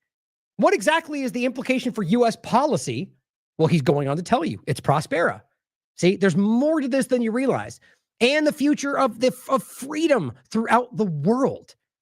Okay, I need to really stress this, that it's at least clear that Roger Stone, as you can read from his other conversations, is of the mind that what they're doing with these freedom cities, with Peter Thiel and Pronomos Capital, who is embedded like a tick in Trump's administration, is U.S. policy. And two, that these things are the future of freedom for the world. It may be that he actually believes that. Maybe he somehow believes they're libertarian bastions of freedom. It's just simply not true, which we'll make very clear even more so today. But really think about that. That behind the scenes, you've got this very clear undercurrent of people like this, and many of them much more influential and much more wealthy than Roger Stone, and they believe that this is the future of the world, of the United States, much less the world at the end of the day as well. And they're telling you right there. He goes on to say Prospera, so just in case you missed I should read the full paragraph. It says, there are geopolitical developments afoot that have major implications for U.S. policy and the future of freedom throughout the world. The story begins with the relatively obscure charter city experiment known as Prospera. Well, it's not relatively obscure if you've been following this platform. Prospera was founded in 2017 as an experiment in freedom, hardly, funded through venture capital from Silicon Valley luminaries like Peter Thiel, Mark Andreessen, and Sam Altman. Like that, I mean, if we had said that those three people were doing something during the Biden administration, the Republicans would have been screaming over the top about the Great Reset, about technocrats, about Silicon Valley. But now Trump, who told you he was going to go after all these things, has them all around him, and it's like freedom and unity party. The ZDs, or the special autonomous zones, were approved in 2013 in Honduras. Of course, he casually leaves out the illegal actions that made that happen. The manipulation of the Supreme Court, on and on and on, the regime change to begin with. The ZDs, 3 of which are currently operational in Honduras. Now, I want to remind you guys that despite the fact that they ruled this unconstitutional, they have continued to build. So it's clear that they don't believe this is going to hold, and now Trump and his team are making that a reality for him. The former president, Juan Orlando Hernandez, was a staunch supporter of the ZDs. In fact, he's the one that literally allowed this to take place. The Biden deep state, because of course it's only that senile half of the party. That's it. Because that's not the dumbest thing in the room. The Biden deep state has eliminated a strong conservative voice in the region and empowered radical socialists, a move severely jeopardizing Prospera's utopian aims. We don't care about Honduras or the people. We care about what we're using it for. Our thing in Prospera. Or, I mean, the idea that you say a conservative voice, what are you talking about? Like, why do these people feel like they have the ability to force what they think should be the world on other people's countries? The hubris is insane. Maybe they want a socialist country. Why do you think you have the right to dictate what other people can want from, especially when your capitalist country, your government rather, under the guise of being that, has been destroying their lives incessantly and not making them better, not destroying the socialism and bringing in freedom. No. Destroying everything and walking away and then taking what you want with you. That's the freedom they've been bringing. So that drives people to go for something else. It's pretty clear. And it's the same point as always, guys. Socialism, democracy, fascism, government, as you can see through history, if you're not a blind partisan follower, has always grown and collected at the top and turned into something unaccountable, something authoritarian. Every single time. Am I missing something? Now, there are examples of socialist levels of things happening in the world, but I argue with enough time, all of these things go in the same direction. That's just my opinion about government. Of course, I could be wrong. But if you disagree with me, then acknowledge that there are other places that are far more in the direction of socialism, communism, that are not what you claim they are, or that Donald Trump and the U.S. government or Biden before that are doing a lot of things in that direction. And you just pretend it's something else, but they'll never do that. Now, it's all about Prospero's aims. He says the appropriately named Xiomara Castro, that's the woman who is currently president, the despotic socialist ruler of Honduras, has waged war against disease. Well, that's because that's what most Hondurans, as far as I can tell, have been saying they want, because it's been hurting the environment. It's been destroying, seizing things. There's rivers that have stopped because they did something inside their area. Like, it's pretty obvious that the rest of Honduras is like, what the heck? I mean, imagine you live in a state and some billionaire comes in, like in Texas with Elon Musk's AI data center, for example, and buys something that starts affecting everything else in the state. That's going to frustrate you, isn't it? Even if you might agree with their agenda, you're going to say, what is going on here? Why did he get special treatment? That's what people are thinking. And it's very obvious. As you'll recognize, as we get to the further in the conversation, the lie about apparently there's only 79 people after all this time who are actually residents of this location. Think about that for a second. There's something else going on entirely, guys. And now, the despotic socialist ruler, they say. Okay. I think all governments are very concerning to me, despotic potentially, all of them, regardless of what they say. It's about what they do and their follow through. That's it. Well, what does Grok have to say about this? By all accounts, I asked Grok, Elon Musk's Republican-led, manipulated, constantly updated Grok, who he would argue the opposite of this, by the way, which we'll see if this changes by tomorrow. I asked, by all accounts, Grok, is life for Hondurans better under Xiomara Castro today? In the last, before she's, removed and voted out, or, if that's actually what happened, which I don't believe it is life better under her than it was under Juan Orlando Hernandez? Pretty simple, right? And that's by all accounts, meaning you basically scoop up everybody's claims, good and bad, but what's the majority, right? Grok responds by saying Honduras transitioned from Juan Orlando Hernandez, 2014, 2022, whose administration was marred by widespread corruption, election fraud, and deep ties to drug trafficking, right? Because it's the truth, by the way, not just the drug trafficking, but, criminal activity, because that's what happened. When they overthrew the government and put their lackeys in there, he was the last one on the way out. That's what happened. And it says, Honduras transitioned from him and all his criminal activities to Xiomara Castro from 2022 until the next person's put in power. And it says, overall, by key metrics of quality of life, poverty, wages, economic growth, and homicide rates, life appears to be better for many Hondurans under Castro than under Hernandez, particularly for low-income and urban populations, which is almost always how that works. That's not what the oligarchs want. That's not what the upper, they want their oligarchy like they turned Iran into. And they go, look at how great it is when their little upper class is living wonderfully and everybody else is in poverty. That's what our country's driving towards. I mean, look, I'm not saying who knows? You could think for yourself. I just am making the point that Grok is arguing that's not true, based on the data it's absorbing from a platform, by the way, that's constantly altering it to lean one direction. I feel like that matters. So back to the point, was he's telling you that she destroyed everything? Well, doesn't seem to be the case. In 2022, he writes, the Honduran Congress voted to repeal the law enacting the ZDs and passed a constitutional reform intending to abolish Prospero for good, returning the land to abject poverty and despair. Or not, that's just, he's using that to make it sound like they're trying to be terrible, like they want it to be bad. No, that's kind of what you guys do.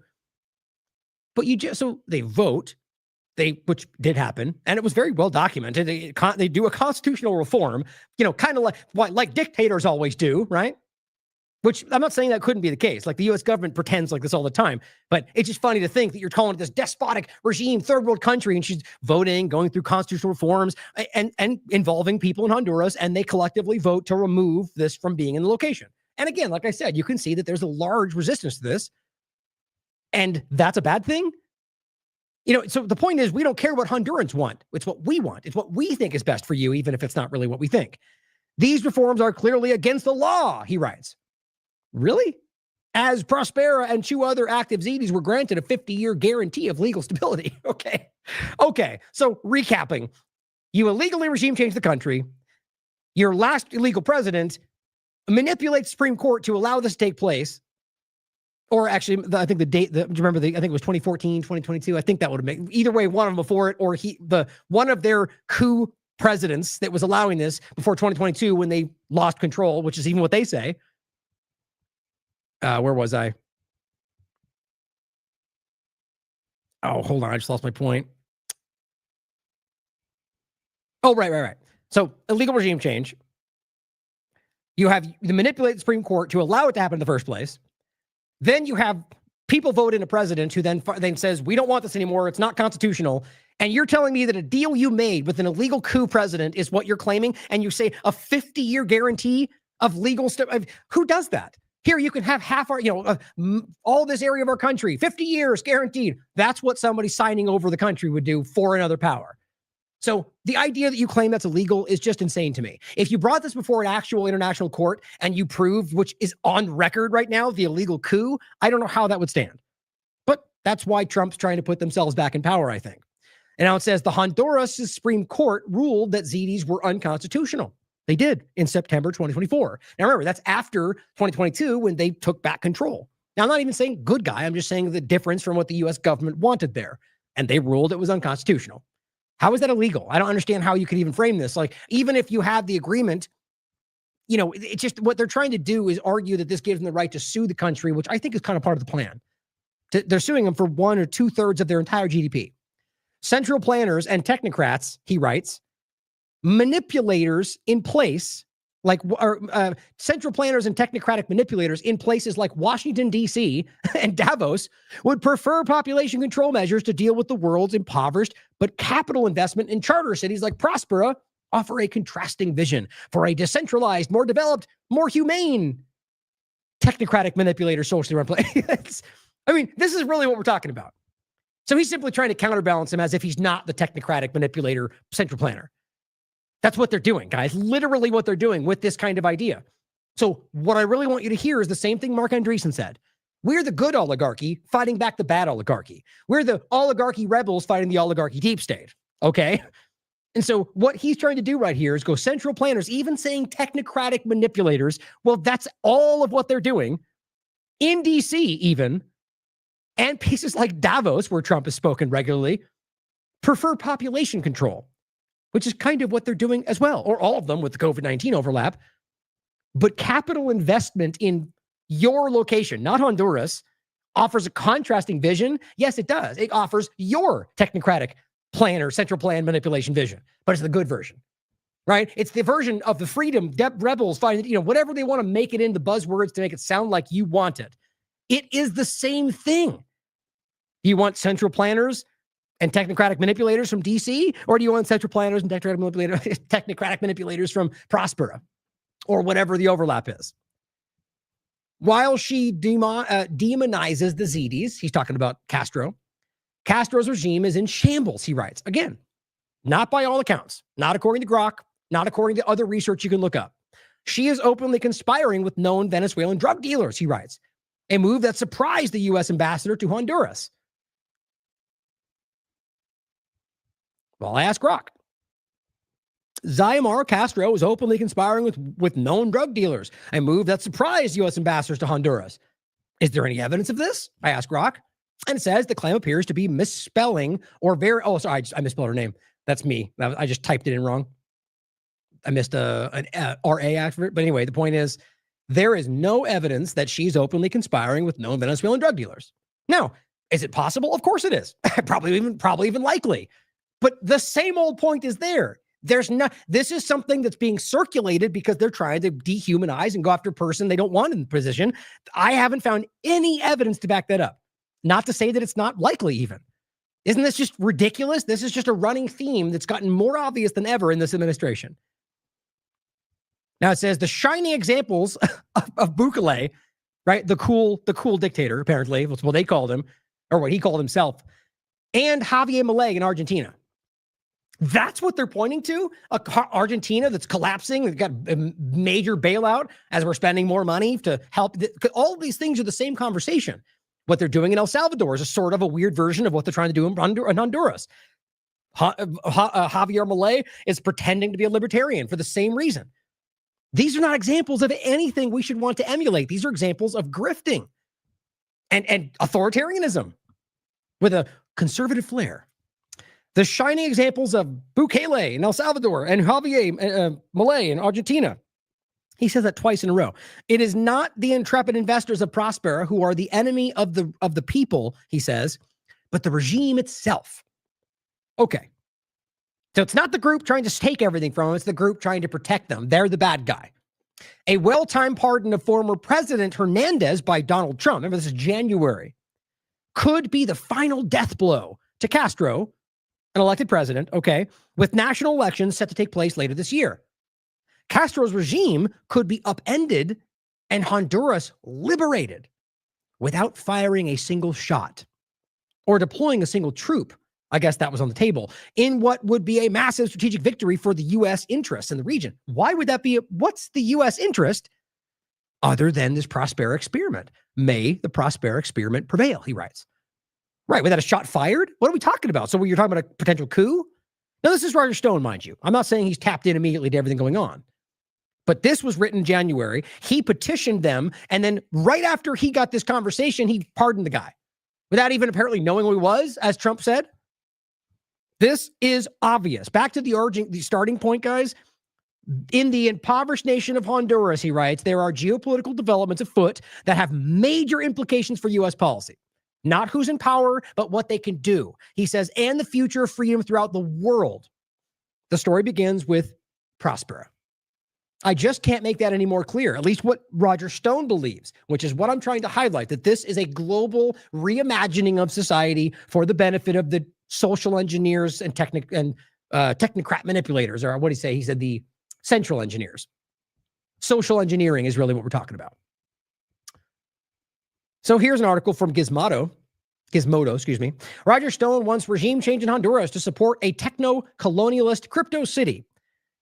Now, clearly, this has an opinion slant on the article, but I agree with mostly what they're framing it as. This is from March. Okay, so January writes that. March 6th, they write this article.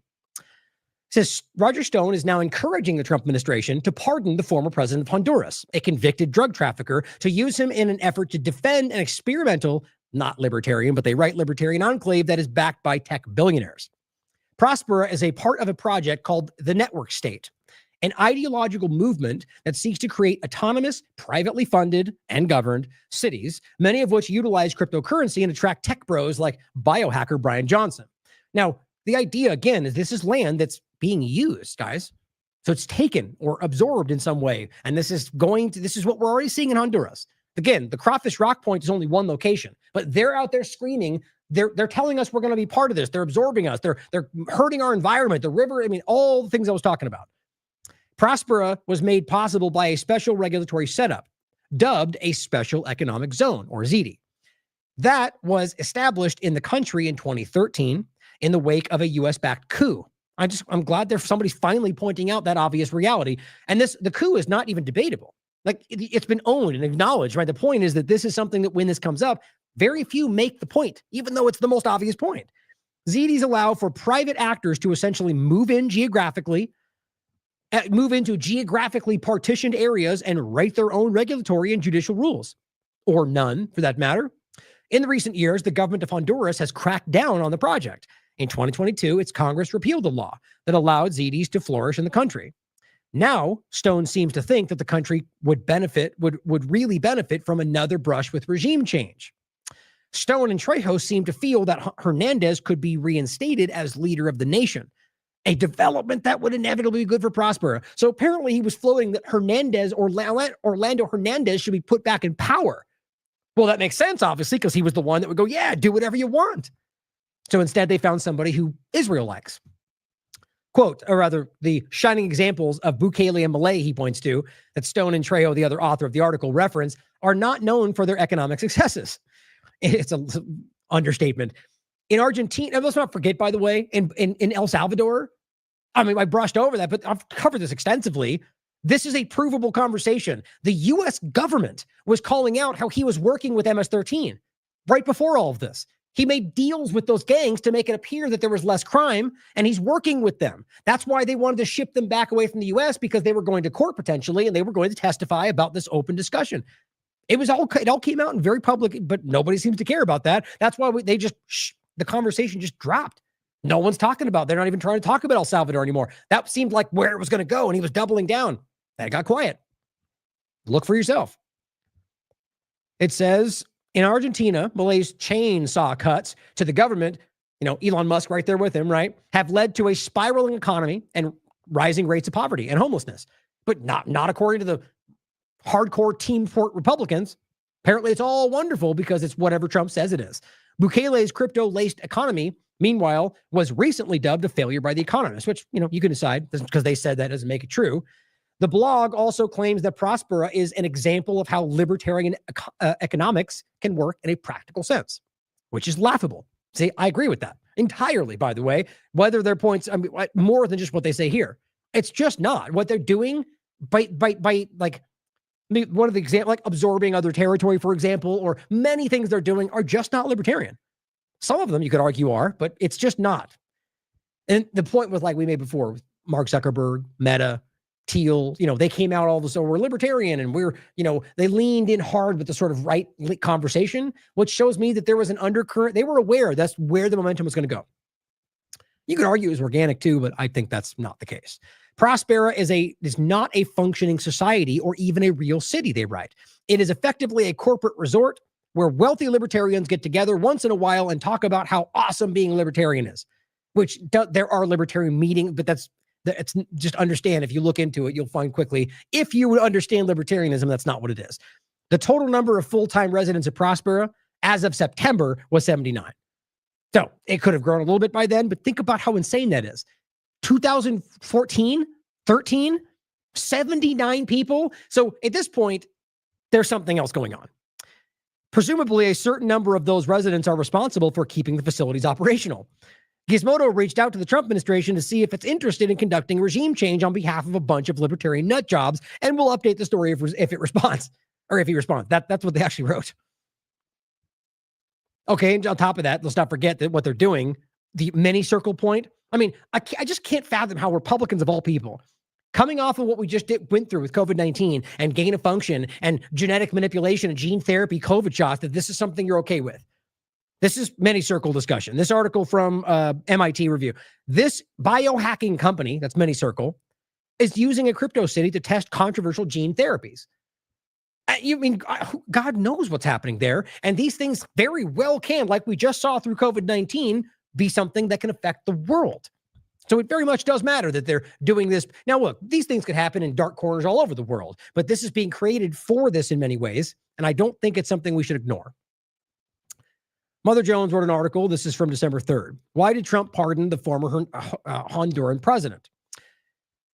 Now, here's just highlighting just a couple points. Now, again, just to reiterate, it says far simpler and more practical was tech Zionism. She's also quoting that, but that's what they wrote more than once. I think that's very relevant. Now, it says Trump has expressed some interest in this idea. On the campaign trail, he proposed building freedom cities on federal land. Now, Roger Stone is telling you that's what this is. Still, she writes, it's not entirely clear why the American president would care so much about saving a special economic zone in Latin America. This is until one takes a look at prosperous Trump-aligned investors. The list includes PayPal's Peter Thiel, a Trump donor, campaign donor, who also is said to have played a key role in the selection of J.D. Vance. Not said, it's obvious. Another prominent Prospera investor is venture capitalist Mark Andreessen, who made significant campaign contributions to Trump and has also served as an advisor. Both Andreessen, right?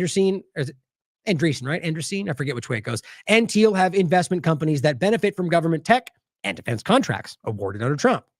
At any rate, Stone appears to be taking a victory lap for having engineered the pardon. So now you got Roger Stone basically going, I did this. I'm the one that made this happen. But you could decide if that's the case. Some have argued that this could simply be a way to make trouble for the left-wing successor to Hernandez. The current Honduran president, Xiomara Castro, or it could be pronounced differently, has been a strong critic of Trump's mass deportations. So clearly there's a political motive here either way. And this is just what he did, was just to try to throw us, manipulate this. And I do think that's what it is, but that's a byproduct of the larger agenda. It says, but they went further in elaborating the benefits of this strategy in helping to unseat Castro, which imagine if any of this was happening from China about the United States. They would be screeching about election interference, because it is. And it says, in helping to unseat Castro, Stone and Trejo, who wrote the article, Trump could both crush socialism and save a freedom city. The freedom city in question, explained, was Prospera, a special economic zone founded in Honduras by the cadre of American tech titans, including Peter Thiel and Mark Andreessen, both friends and fans of Trump's family. While Hernandez strongly supported Prospera, his successor, Castro, spoke out about the project, which he saw as merely a shelter for foreign actors to undermine Honduran sovereignty and to skirt labor and environmental regulations they may face elsewhere. Prospera is an example of tech-right concept of the network state, a phrase coined by Silicon Valley venture capitalist Balaji Srinivasan, who was the former, I think, chief executive or tech executive of Coinbase. So, before we go into the next general part of this, I really want to stress how important I think the consideration is of what we're talking about here. It's not secret to, the Democrat administration was telling you, we got to build back better. We have to reimagine new normal. It was all over the place. Now, Trump took up and just didn't slow down, but just kind of stopped using those same terminology, the same terminology. So we're talking about the same kind of idea here, guys. They're telling you what they're going to be doing, why we need to do it. Now, whether that's the truth or not is irrelevant. They're showing you the path. And we're watching them discuss the CEO-run country, the Freedom City point. Now, it may be years before this truly rolls out, if ever. I hope I'm wrong. But I think it's pretty clear that we have these central, like Roger Stone's trying to deflect about the central planners and the technocrats over there, as that's more clearly on their side than anywhere in the world. And as they literally try to they're building a technocratic thing in Gaza, they claim. They're starting these all over the world. They're seizing territory. And then once we get into the overlap of Israel and Zionism with what they're doing in the world and how these people are helping fund and support and give them AI to execute their murderous agenda, and their ICE overlap and what they're policing in this country and how that continues to grow. We'll get over this in a second. It just is alarming. We're watching this transition.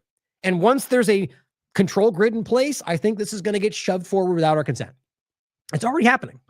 I genuinely hope that I'm wrong. Now, this point is just about, there should be a term for this, where they're like bringing out a CBDC and they go, end the Fed. Like I've been talking about, where it's like, well, they don't really want to end the Fed. They just know that it's no longer relevant if they go in that direction. And so they give you what you think you want, and what you do want. And then it's ultimately a bait and switch, right? Or this is a slightly different, where you have, somebody like RFK Jr., who I've always supported, still to this very day, the amazing work he's done up until this administration. For whatever reason, whether blackmail or just that he's never been honest in the first place, or he changed his mind, I don't know. But we got to be honest about, the Maha movement, the real Maha movement, is being honest about it.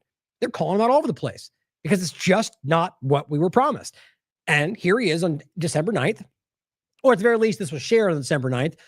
RFK Jr. Commits to stopping the World Economic Forum. Well, are they doing that? I'm of the mind that this is what we're talking about. Like I said, this is the Great Reset. Now, you can call it freedom, charter, network, state, whatever, or you can call it what was the first terminology they used? I was looking at it earlier today. It's been so long. either way you look at it, it's the same thing in material sense, in function. It's the same idea.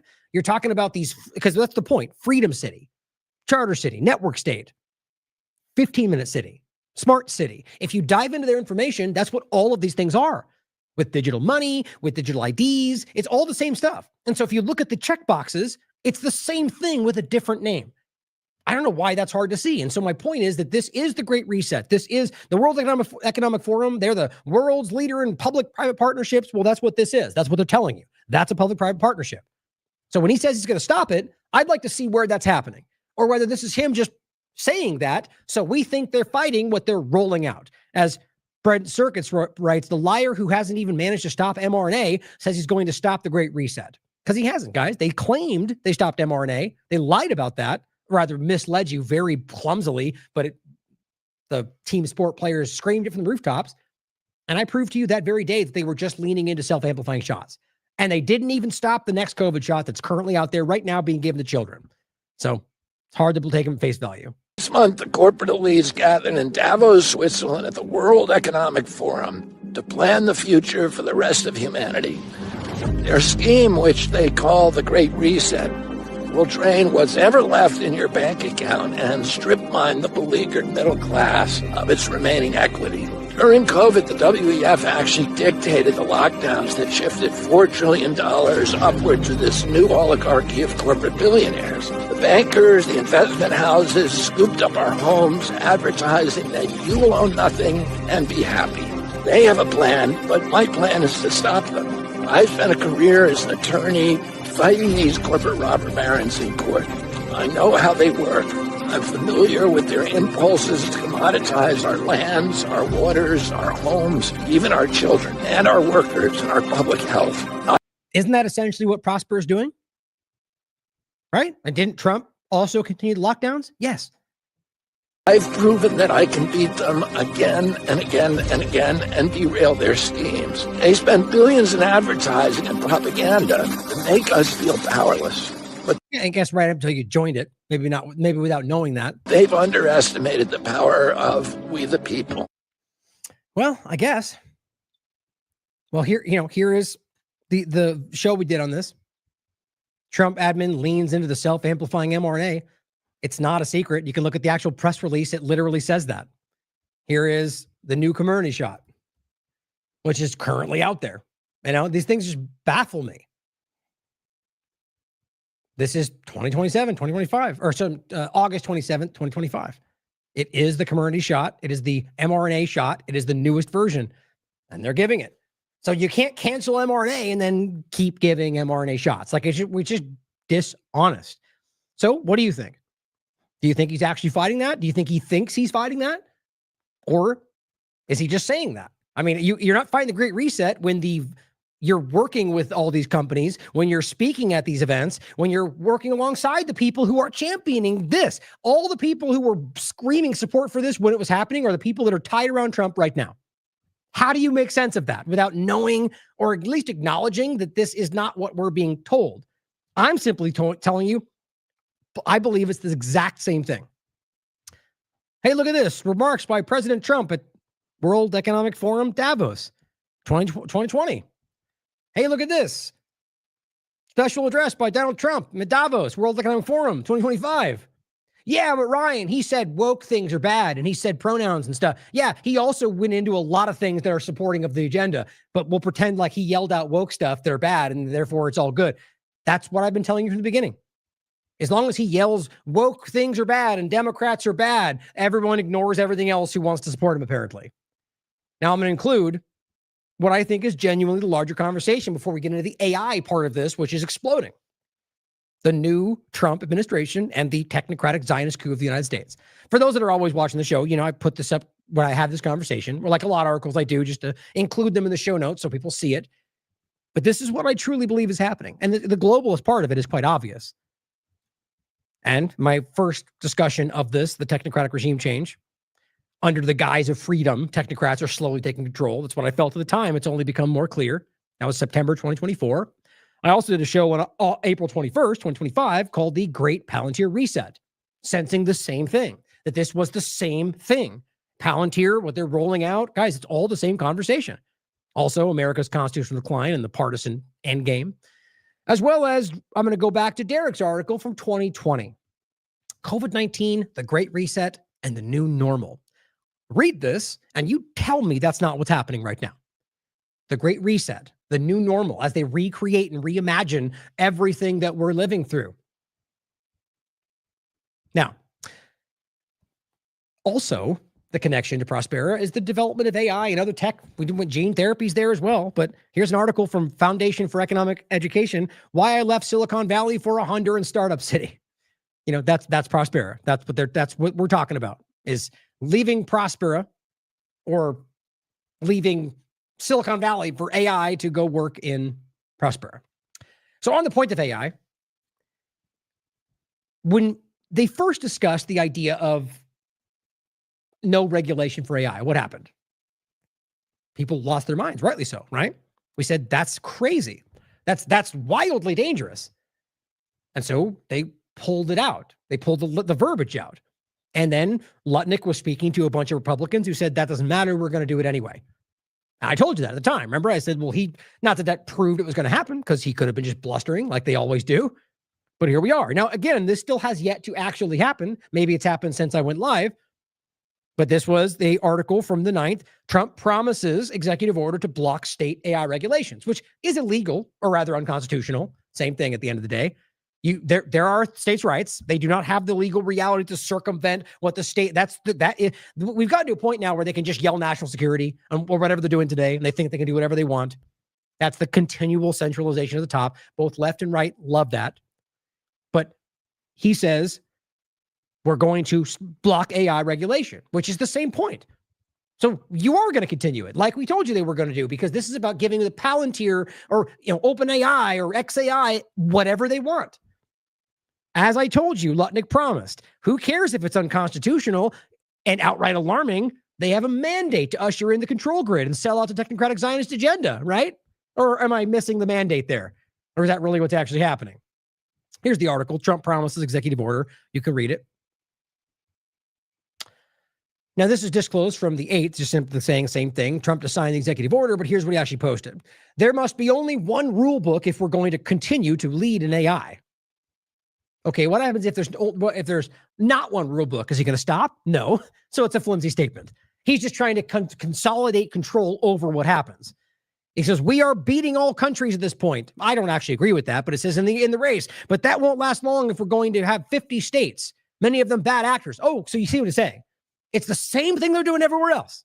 Yes, I know, due process, but we don't have enough time.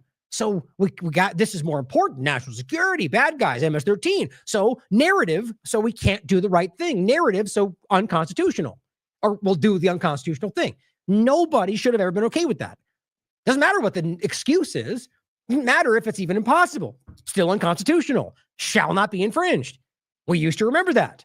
So here he is saying, we don't states' rights and all, but we can't allow each state to make their own decisions because then China might have the lead. Doesn't matter. That's you saying, I'm going to do something I know to be unconstitutional or enforce that through it, even because it benefits my agenda, or maybe what he thinks is best for America. It doesn't change the fact that it's unconstitutional. It's just so simple. And he goes, there can be no doubt about this. AI will be destroyed in its infancy. Hardly. I mean, the sad reality is this is screaming into it because nobody's had the power to stop it because governments are doing it regardless. And it says you can't expect a company to get 50 approvals every time they want to do something. Okay, well, isn't that the same as saying we can't expect to get approval for a new amendment? We've got to ask 50 different states. Yep. So it's the same logic to simply say, well, that's just going to tell we just got to do it the way I want to do it. It doesn't matter what the statement is. If it is about something happening in the States, then yes, you do. But you're going to get the idiot, rather the partisan team sport players out there going, yay, the thing he said, because AI is the best, and we got to beat China, and whatever, it doesn't matter. And you'll go unconstitutional, and you'll go, you hate America. It's just confounding. So here's Eric Schmidt, the guy that's clearly on Trump's side of this, even though he's supposed to be the Democrat on the deep state. But, when you really stand back, it's clear that they're all doing the same thing, who believes that this is going to become a religion. It's not new. I've been saying this for a long time. Thiel and a lot of these people believe that they're sort of like these prophets of the technocratic age. They've made these points. Whether it's because they believe they're going to usher people into some new species overlap, or because they believe when your brain's in the cloud, you're immortal. I mean, this is the real conversation. This is not even like in the future. It's now. And they believe that when they're, and again, it's also worth considering that this could be an illusion about creating what they pretend is a sentient AI that they then manipulate through, outside of it. But let me play what he says here. And just to recognize that this is what they believe. And this should be alarming as we're allowing these power structures, who are committing a genocide, by the way, to roll in what they're arguing is the new religion right alongside the new society. You see where this is going? He was when he went to hear Demis speak, he immediately got it. And he immediately said to himself, what does this mean to being human? And we are today grappling with the question that he foresaw 20 years ago when we first started working on this. What does it mean to be human in the age of AI? What does it mean to be a child, to an adult, to be a leader? What does it mean for economics? What does it mean for jobs? All of that. But his core argument... I don't miss the point that he's clearly insinuating is that when AI becomes ubiquitous, that everything everywhere will change. You can't miss that. So the question is, do you want that? As if that even matters today, right? I mean, it definitely does, and it should for them, but it's clear that they don't care about that. But ask yourself that. Do you want that? I don't care. So if you can search things faster, or if you can have some kind of, whatever you think the outcome is, there's probably plenty of things that will benefit lots and make things faster and more convenient. And, but probably genuine benefits too, if that's allowed us. But do you want everything to change? Because that's what they're saying, is that this is what does it look? What does it mean to be a human being in the world of AI? Well, it's your child, a life. What is it to work, to own things? Yes. Was that this is an epochal change in the sense that it's like the various major changes that we've had in sort of reasoning, scientific revolution, and so forth. Because we as humans have never had a competitor that is not human, but of similar or greater level of intelligence. And it is unpredictable what we human will do. He used to say that what would happen is in magic, when people don't understand things, they either decide that it's a new religion or they take up arms. And so he would say, well, are we going to take up arms to AI, or are we going to make it a new religion? And I said, I hope it's a religion. Because, of course, I benefit from the religion, I guess. Yeah, obviously he's saying that in sort of a jest way. But I mean, it's a historically valid point. Like when things like this come to pass, where people, especially from a religious perspective, are, it's a paradigm change. People react like that. And so, and to be clear, that's just an overlapping point. You can read what they're writing. Look at these, the Curtis Yarvin type people, the people that look at the way that they're projecting where this is going. It's insane. And then, of course, you overlap that with the Zionist level of insanity, which are right there with them in all of this, and it just becomes overwhelming.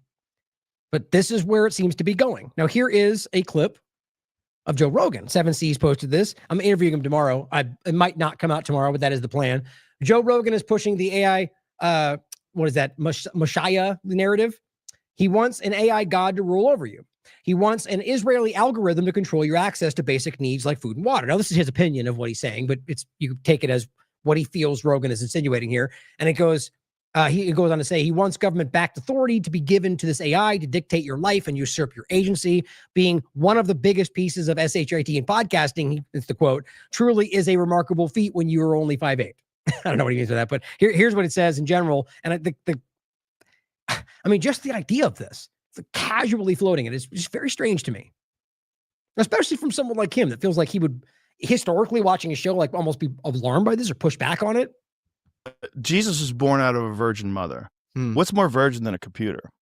If Jesus does return, even if Jesus was a physical person in the past, you don't think that he could return as artificial intelligence? Oh my God. Artificial intelligence could absolutely return as Jesus. Oh my God. Is he really just, it's not it's an interesting thought, but think about what's happening today with what they're doing. And you're over, that's like Project Bluebeam kind of stuff. Like So you're insinuating that Jesus could return as AI?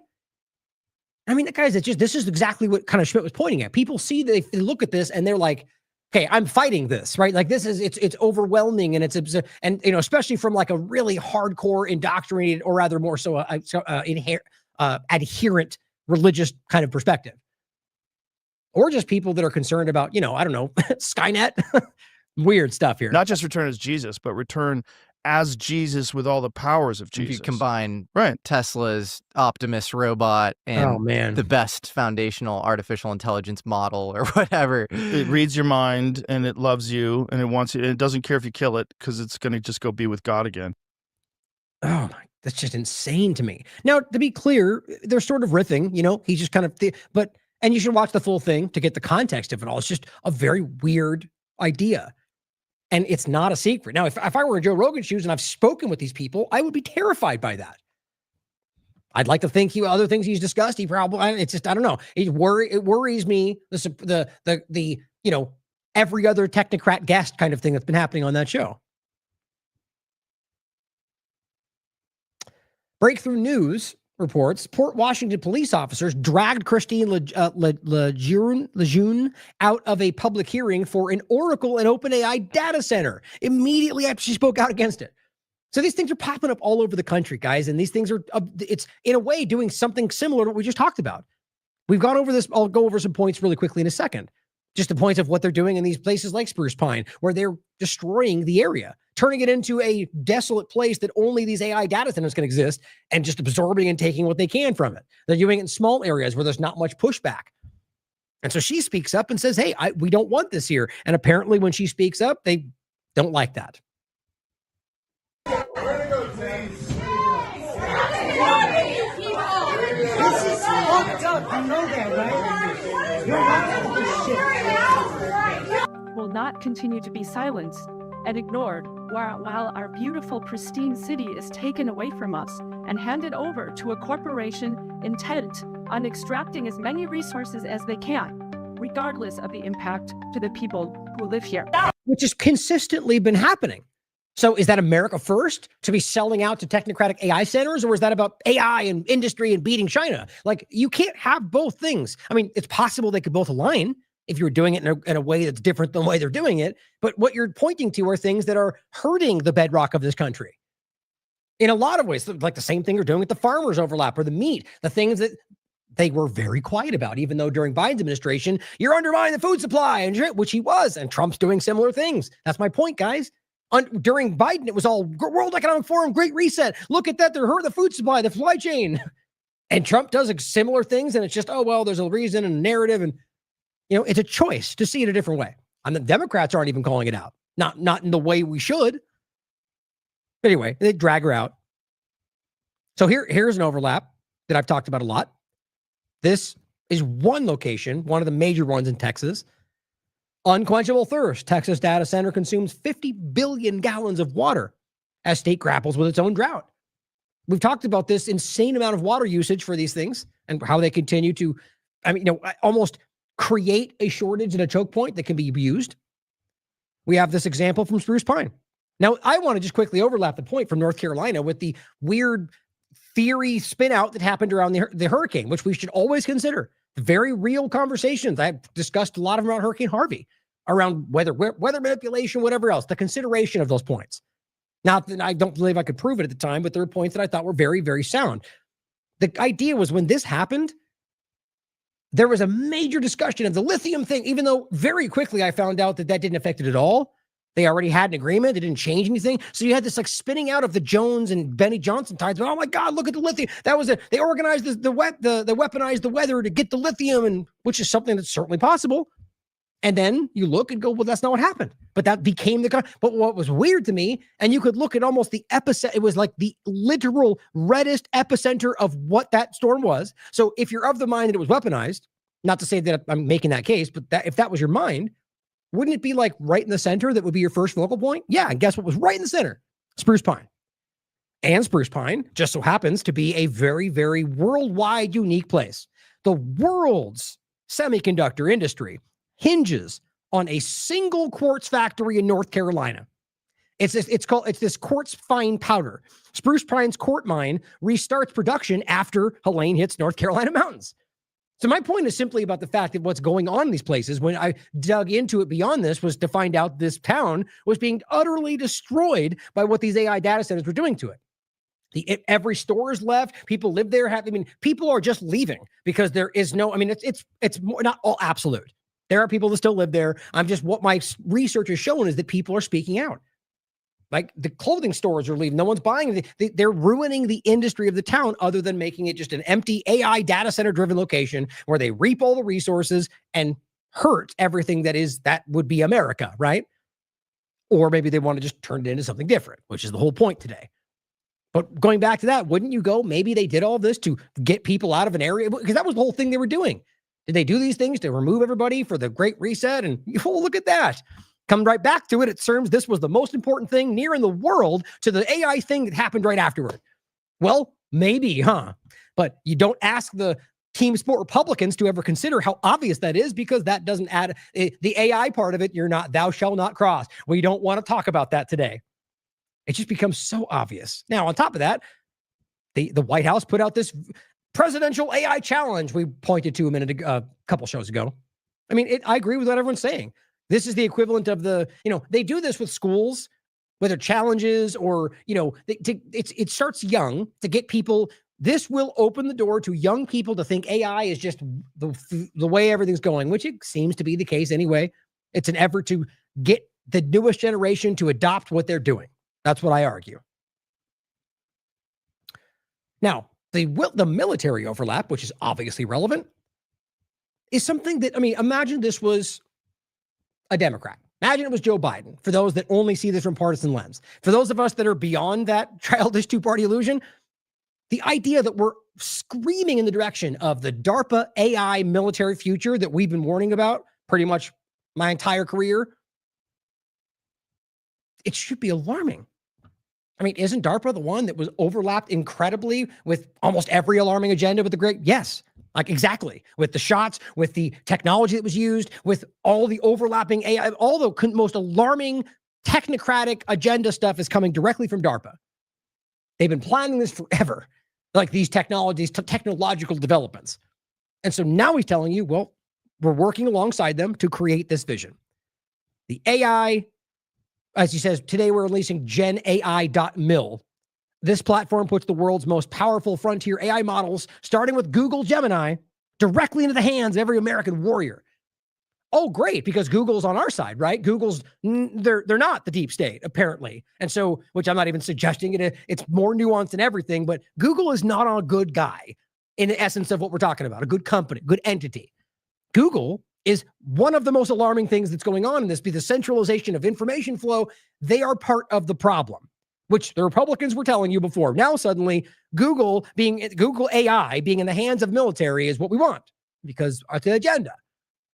So you want Google to influence real-time actions of military personnel making life and death decisions. Fantastic. Now, maybe it's benign. The point is that this should be something we criticize if anything we were saying over the last 8 years was relevant. But apparently not. The future of American warfare is here, and it's spelled AI. As technologies advance, so do our adversaries. But here at the War Department, we are not sitting idly by.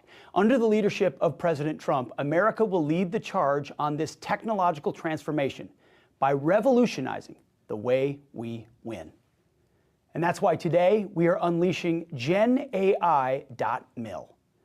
This platform puts the world's most powerful frontier AI models, starting with Google Gemini, directly into the hands of every American warrior. At the click of a button, AI models on GenAI can be utilized to conduct deep research, format documents, and even analyze video or imagery at unprecedented speed. Building on the great work of Undersecretary Emil Michael and his team, we will continue to aggressively field the world's best technology to make our fighting force more lethal than ever before. And all of it is American-made. The possibilities with AI are endless. Now, let's get to work. I highly doubt it's American-made. about as American made as the MAGAphone that turned out to be made in China, or the Eric Prince MAGAphone that was made in Israel. Not a joke. I mean, guys, it's that's not what's happening. I mean, you understand where these people are. Palantir is quite literally immersed with Israel as they roll out their AI murder programs, Habsora and Lavender in Gaza right now. They've been using it for a year. So we're talking about the same whether Google or not. So you're talking about military personnel making decisions and you're giving. So we know that AI has been used to manipulate. Deep fake, whatever else. So you're talking about an AI that could be used in real time to mass manipulate an entire military. Now, it may not be that simple, but I'm just simply we know where this goes. And my point that I'm trying to build toward before I just, kind of give you my general thoughts about where this is going to go is the DARPA overlap. Oh yeah, I've got one more clip here. But just, here's Wired. This is from 2016. Soldiers of the future will be augmented and indestructible. This is from DARPA, guys. This is the overlapping point because all of this comes from this DARPA agenda. So I'm going to play these. This is the decentered clip. Pentagon chief, some U.S. soldiers and Marines will definitely be replaced with autonomous systems. Very interesting. A quick question on AI. Would you rather to see your soldiers, Marines on the front lines armed with more AI capability or have them replaced with autonomous systems? I think it's going to be both. I mean, you watch the modern battlefield, it has to be both. The couple companies we visited yesterday and others I've seen, I mean, what AI is doing to 10, 100, 1,000x the speed of sensing, and everything we do on the modern battlefield is critical. But autonomy is we see it in Ukraine, we see it elsewhere, we're learning from that, the Army's learning from that, is a huge part of the way of the future. So it's definitely going to be both. Interesting. So here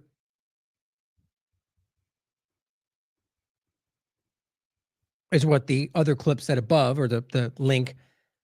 Hegseth also recently met with DoD contractors like Anduril founder Lucky Palmer, who says his company's tech will turn U.S. forces, at least the ones who aren't replaced by autonomous systems, into unstoppable technomancers. That's a quote. I mean, guys, it's like these people, like they're so giddy on what they're doing that they're not even trying to hide how insane this is. Now, this is something we should be concerned about. Lucky Palmer and with his mullet and his Hawaiian shirts, I'm so glad they're the ones influencing what these people are doing as they execute people around the world. Here's an article, Army Technology, Universal Soldier, U.S. expects cyborg troops in 30 years. This is the same agenda. Like I showed you, the Wired, this is DARPA. So let's not forget, scientists accused DARPA of genetically modifying insects for bioweapons. That was 2018. DARPA, the one that's immersed in the COVID-19 overlap. Bats, gene editing, and bioweapons. Recent DARPA experiments raise concerns amid coronavirus outbreak. Or, coronavirus gives a dangerous boost to DARPA's darkest agenda, right? And this is where it gets into this exact kind of manipulation. You can read this. We've gone over this many times in the past. So, is this what you want? Is this what Americans are calling for? I mean, it's right now, it's an interesting thing to think about. Doesn't that matter? Do we want this to be the next step? Whether or not China might succeed, I don't think Americans do, but they're presenting it as if we do. Let's looking forward to some technomancers in the military. So in regard to other examples of this, like the growing of the control grid, Leslie Manukian points out forced biometric identification, as well as an $18 fee if you don't have your real ID to travel. We were warning about this coming. Like I told you, now they're past the benefit stage. Now they're at the penalty stage. I mean, we literally outlined how this would happen. Right? Where at first you get to go to the front of the line. That's literally what they did. Here, you get a special real ID pass. You guys go right through the special lane. Now you get charged if you don't have it. It's like clockwork, guys. As soon it's going to be forced because it's necessary for national security or whatever it is. Forced biometric identification, which is already happening. But they're saying, well, you get paid if you don't have the real ID. Even though real ID apparently is not enough to stop the ICE agents from arresting you, which has happened 3 times, I can tell. This is the Trump administration doing this, she writes, not Biden or someone else. Same agenda, new actors. Please submit public comment here for federal agency or registry, if you want to give your thoughts. I don't tend to think they care about that. No real ID. It could cost you money. We talked about this. I'll include these discussions. This is the one way back from 2024, September, the SAVE Act. Or not September, excuse me. What was it? Hold on. This was July. The SAVE Act, Real ID, and ID 2020. July 9th, 2024. It's all the same conversation. And we made it clear all the way back then. The SAVE Act didn't really accomplish what they wanted. Massey was a part of that, calling out that it wouldn't even matter in the election cycle they were using it for. But it was about getting people to adopt the Real ID point, which now we're here. See? So they just moved aside with this and went in another direction. That's always what happens. But this is what it was about, using the two-party illusion and the election to usher in digital IDs. Going back to 2020, we talked about it all the way back then. The ID 2020 defector spoke out and called what they were doing when they overlapped it with COVID-19 techno-solutionism, when they used immunity passports. Same point. Now they're just doing it for a different reason, but they're all digital IDs. This is one from Derek. Real ID, voter ID, and digital ID, the future of American identification, 2025. That's coming. Now overlapping that with the point of where that has to go to meet their demands. This is November 17th. In the 6G era, 5G towers may become all-seeing sensors tracking people and objects. I mean, this is not a joke. This is where this is going. Almost making their terms and old Palantir a little more valid. This is something that we've known for a long time. We've talked about the real basis for 5G technology. This is screaming forward, even though most people on Trump's side were the ones calling this out and are now ignoring that it's a problem because Trump likes it. Trump wants 6G as soon as possible. Isn't that funny how that works? Where you can be like, this is all bad. And Trump comes out and goes, we love it. Give me 6G. And they go, yay, 6G. The blind followers anyway, which are not the majority in my opinion. But this is one example of the larger, he supports the Great Reset. He supports whatever benefits them. And that's them is not you. It's them is the inner circle. Oh, and here's 2023 going back to the CHD Defender. Back when RFK worked with them. Military's expanded role in 5G could lead to mass data collection, tracking, monitoring of U.S. citizens. But I guess that doesn't stop Trump from rolling it in as he's right next to him. It's not Maha to allow Trump to do everything you thought you would stop. Like if I were him and if you saw it happening, I would be leaving by now. I would say he's using me. It's not what I was promised. Well, so either he's lying or he's been compromised. I don't know what else to think at this point. Trump quietly signs 5G law under cover of coronavirus. Now, I always point this out because it's a good show. Now, here's actually just the clip of just the segment of the 5G part. It's only about 9 minutes. I cut it into a 9-minute clip. You can watch for yourself. Now, this is what's so fascinating to me on this. I did this show, and if you watch it, it's not really about conflating coronavirus with COVID-19. I mean, obviously, I talk about the potential and how the side effects were identical. It's a valid point. There is even a study that argues they're connected. My point, though, was not about that. My point was about how Trump, using everyone being distracted, rolled out his 5G law. Nobody really talked about that. This video got over 1 million views, and we got censored on YouTube right after that. Like literally the next day.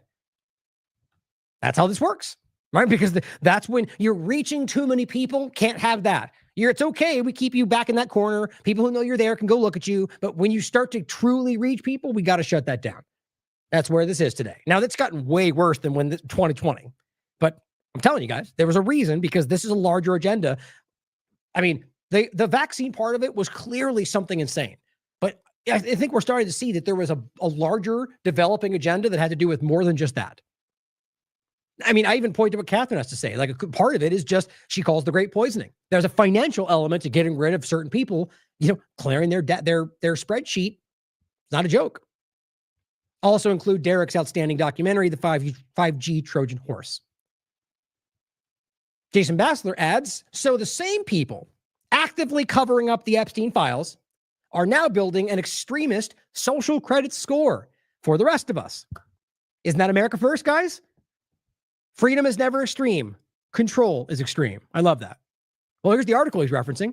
This comes from a document that was actually vetted and published by Ken Klippenstein. Leaked memo reveals FBI plot to track millions as potential extremists. See who makes the list. Now, this should be chilling. You're not going to hear this talked about by any of the Team Sport Republicans, guys. This is both social credit as well as your tracking list of Americans. Investigative journalist Kenneth Klippenstein revealed a leaked Justice Department memo that instructs FBI to begin compiling a list of American individuals and groups who can become potential domestic terrorists. I mean, there's no reason to even consider this unplausible. It's everything. They're telling you. Trump's been saying this out loud. The document, which you could check for yourself, they're actually, the link is in here. I have it highlighted to his actual Substack, but I liked the overview the Times of India did of his Substack post. His Substack post was shorter and more to the point. I like that they list off these things we can show you down here. You'll see what I mean. It says the document was reportedly signed by Pam Bondi. It has, and by the way, I'm going to get into it in the next show, possibly tomorrow after the interview, but we'll see if I have time. Right now, as we saw coming, Bondi is sort of being used as a scapegoat. Cash as well in some ways, but trying to say that, look, we knew it. Bondi was always a rhino. Here's her connections to these people, which, as David Icke points out, duh, you don't think they knew that? This is just clearly being used to try to make it look like Bondi was the secret bad guy. Now it all makes sense. It's what they'll probably do if they have to. And she's one of the easy ones to get rid of right now, her and Cash. But it says, according to...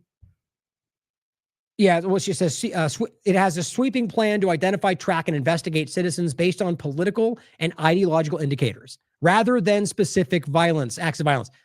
Okay, that not only is that unconstitutional, it's a crime. According to the memo, the FBI is ordered to, quote, compile a list of groups or entities engaging in acts that may constitute domestic terrorism. The criteria almost perfectly aligns with Donald Trump's directive, the National Security Presidential Memorandum 7. Or referenced as NSPM 7, which the memo says it aims to implement. The memo explicitly lists categories of people who may be referred for federal scrutiny. According to its wording, individuals or groups may be flagged if they display any of the following. Now, before we list these off, think about what I'm about to read and consider how this encapsulates the vast majority of Americans easily. On top of the fact that what we're actually saying is they're going to scrutinize, investigate, and catalog you if you have ideas they disagree with. That is the most un-American thing in the conversation. Even though it's everywhere today, it is shockingly un-American. I mean, at its core. But I guess this makes sense to people who want to pretend it's America first. Opposition to law and immigration enforcement. See, you can't even disagree with their policy, mind you. Law, just in general, just any law? You mean despite all the unconstitutional laws? Well, that's the very point, guys. They see all of Americans beginning to recognize this problem. That's almost how I was going to frame the title today. That as Americans are, rapidly, what did I say first? As Americans are just growing restless with the status quo, tired. Everyone's beginning to see where this is right now. I think that's been clear for a long time. So now your opposition to an unjust law. Oh, guess what? I mean, funny to think about that. Overlap with the claim of, investigating Kelly for saying the obviously correct statement that even Bondi now referenced, that it is just to ignore an unjust law or legal to ignore an illegal law order. So opposition to law, you're a terrorist. Extreme views in favor of mass migration and open borders. Well, guess what, Republicans? You're now on the list. Extreme views in favor of immigration, well, that's half his base. You just added, now you're a terrorist, according to Trump's administration. Told you so. The point of nonpartisan swinging back to bite, this is what we've said every single administration. Eventually, you think it's aimed at your counterpart, it will come back around, even if it's the next administration, but usually not. Adherence to radical gender ideology. Clearly, there was some extreme elements within this. I mean, and that's the parts they were leaning into.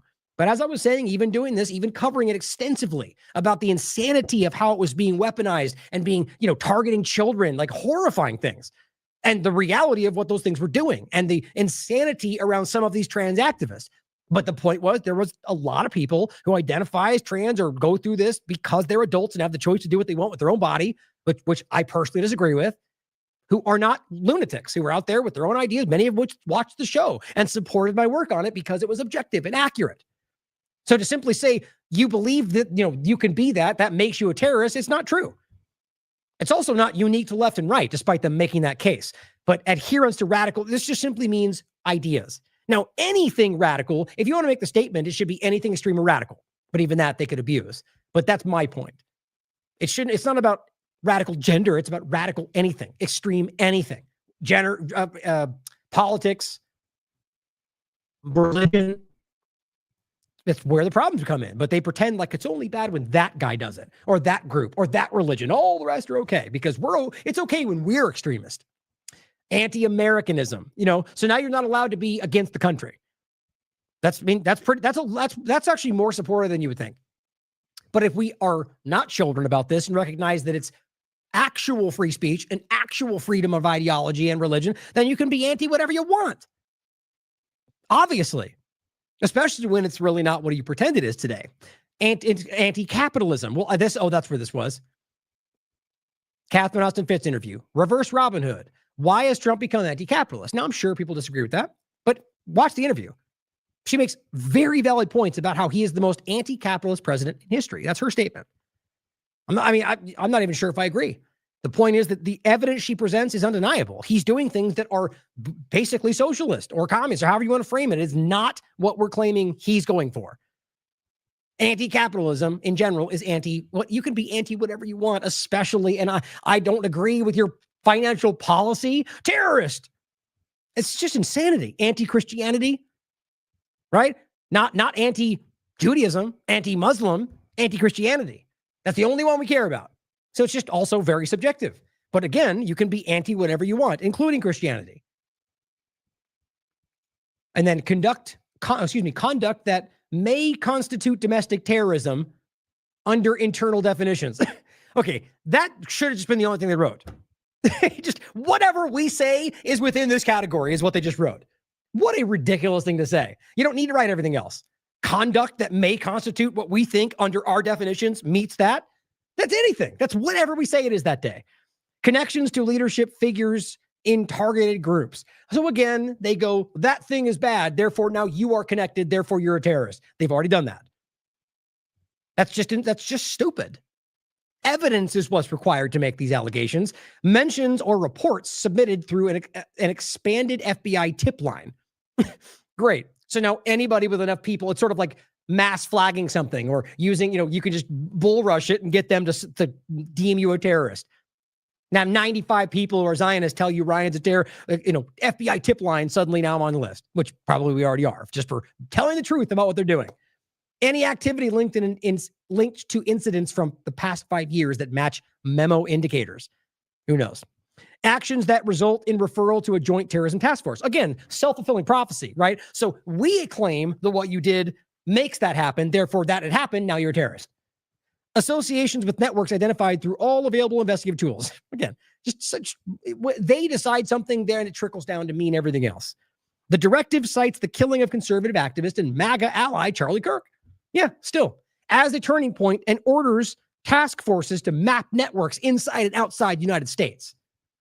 Sure as hell not Israel, though. I'll tell you that right now. And they're still using his name for things like this, despite the fact that what they're aiming at was not at all what he was talking about. And I'll include those. This is a great article by Kerry Wedler. The Charlie Kirk hysteria is a blueprint for future political chaos. And she's literally being proven right as we talk because of what's going on. That it will be continually done and used, and it's already being shown. As well as the fact that I've followed up with this in other shows, but was Israel involved with the Charlie Kirk's death? Let's look at the facts. I think at this moment, September 12th, it was a very, that's where the evidence was clearly leaning. Since then, there's been so much more. The text messages that even Turning Point USA has admitted to. And on top of that, right, where was it? All the way down here. I should have just done this to segue. Right there. We might as well. I'm just going to move it over. I don't know why I didn't do that. Criticize myself. So we'll go from this first and then this. I think that still works. I'll move this too. Hope that doesn't mess up the order here. All right. So over the overlap, obviously, talking about using Charlie Kirk. Well, we've talked about this a lot. And I think what this clip, which we've showed you in a larger form, but it's really important. This is shared by Bread and Circus. And he says, Charlie Kirk says Israel's going to ethnically cleanse Gaza 7 days after October 7th.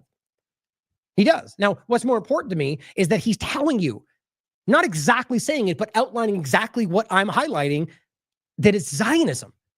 He sees he's not criticizing the country or Jewish or Judaism. He's criticizing the Zionist aspect of it. Now listen to what he says. Now consider this as week one, that they're still using Charlie's name to censor, to manipulate, to go after people they claim are his enemies. Listen to what he says here. And I'm not saying I endorse everything Candace Owens says, but there's clearly weight to what she's saying, and she's proving most of it. And that's spinning people like Tim Pool and the rest, clearly spinning them out. First, what he said here.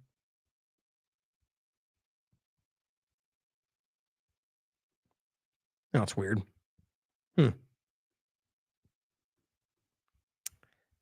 Weird on that one. I have like a vivid memory of grabbing this, so maybe I deleted it on accident. Let me grab it real quick. So it's simply, while I'm grabbing this, remember that there has been, there's at least 4 or 5 clips that I shared of him, like within the week before his death, where he was saying things that nobody on their side wants to acknowledge.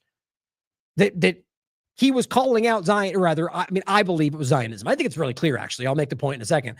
But he was calling out the larger genocide, Israel, the influence on American conversations, and how he wasn't able to say what he wanted. He was threatened, remember, when he went to that discussion. That was admitted by multiple people. Even, Harrison from InfoWars said that he tweeted that before this happened, that somebody was basically threatening him. I mean, it's so obvious. He came back. Candace says he was flirting with switching his religion. I mean, who's to say what you can verify in all this? Or I shouldn't say, who's to say whether what she's saying is provable? There are plenty of things that you can, though, within this conversation. I mean, a lot, including the text messages that they tried to deny, where he was saying that this was happening. You know, remember, the being threatened by the Zionist influencers and the Zionist billionaires has been verified. And he was really shaken by that. And all this stuff is coming out, and we still pretend like we don't know what we're talking about here. You know, I think it's pretty obvious what happened here. Here's the essence of it. The essence is this. This is the closest thing to the Holocaust that any of us have lived through. But Wow. the fact is now Bibi and the Israeli I mean, just that statement alone, that is to a Zionist, you are gone. You know, he just said what we're dealing. Listen again. He's talking about the Gaza genocide, guys. Here's the essence of it. The essence is this. This is the closest thing to the Holocaust that any of us have lived through. But the fact is now Bibi and the Israeli hard-right government has a mandate. See? Okay, he's going to pause and think about what he's going to say. He's talking about Zionism. He's not saying the Israeli government or the Jewish population. He's saying the Israeli far-right government. That's Zionism. Now, really, it's the majority of the government, but that's what he's highlighting, is the extremist right, the Ben Gvirs, the Smotrichs, the religious Zionist lunatics who believe that by ending Western society, they bring on the end times, and that's what the people in Trump's administration, who are also religious Zionists, weirdly also think. Square that circle with America first. But he's telling you that was the problem. I just think that stands out so clearly, because my point always has been that he recognized the actual issue. That's what I believe now, based on what he said before he was killed, that he recognized the Zionism issue, that you could still support Israel, you could still support Judaism, but that Zionism was infiltrating Trump's administration, which he also supported. And then he got threatened by them. He tried to tell Trump not to bomb Iran, that they were trapping him, and he got yelled at for it. Like, he was feeling clearly frustrated.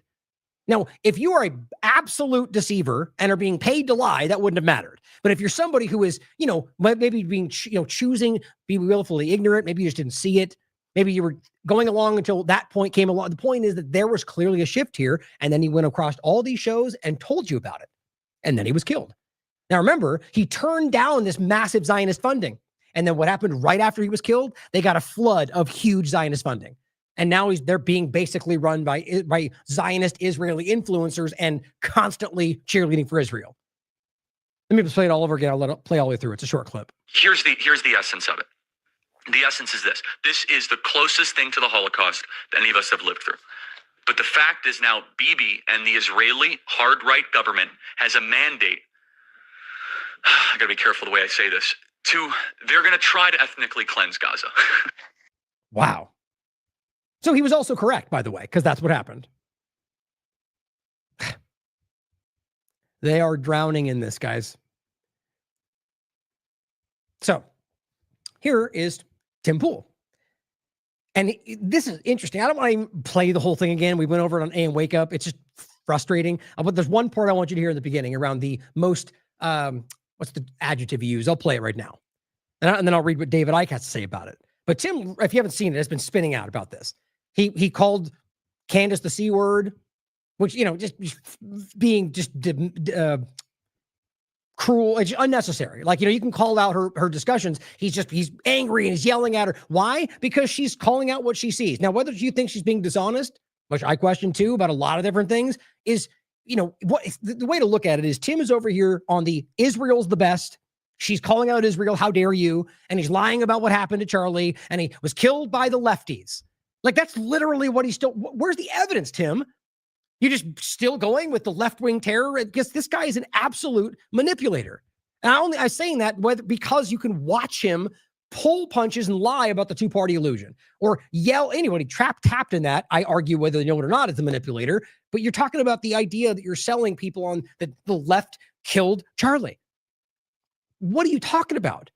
Is that because that blue shirt guy was the first, the lefty, we knew it. And then it was somebody else, but you kept going, which is what happened. Then it became Tyler Robinson, who has completely collapsed in regard to what's going on with that. Has he even testified to being, the claim was that he hadn't said he was guilty or not, but everyone around him said that. And then the conversation just disappeared. What's going on with that? And yet he's able to stand there and go, the left killed him. I mean, you have to ridicule people like this because even if that's what happened, he can't possibly know that with where the data sits right now. So he's choosing to make that the case, like Crowder and like Benny Johnson, like all the rest of them that just crowd into they just jump on what they're supposed to say. I just think it's really important to think about that. And so he is really upset that Candace Owens, who is at this point, I think, acknowledged as the most popular podcaster, which probably bugs him. And he's even threatening to be done with podcasting. He says they shot up his home, which apparently there's no police report for. You could decide whether he lied again about the same kind of thing. Here's the clip, or at least part of it. Active political assassination, probably of our lifetimes, maybe in our history. The left has faced no serious repercussions. Yep. The many on the right are now rallying against the victims of the assassination. Could there be... Okay. What's the word again? Political assassination. Most effective? Most effective political assassination. I made this point on AM Wake Up. Take a second to think about this.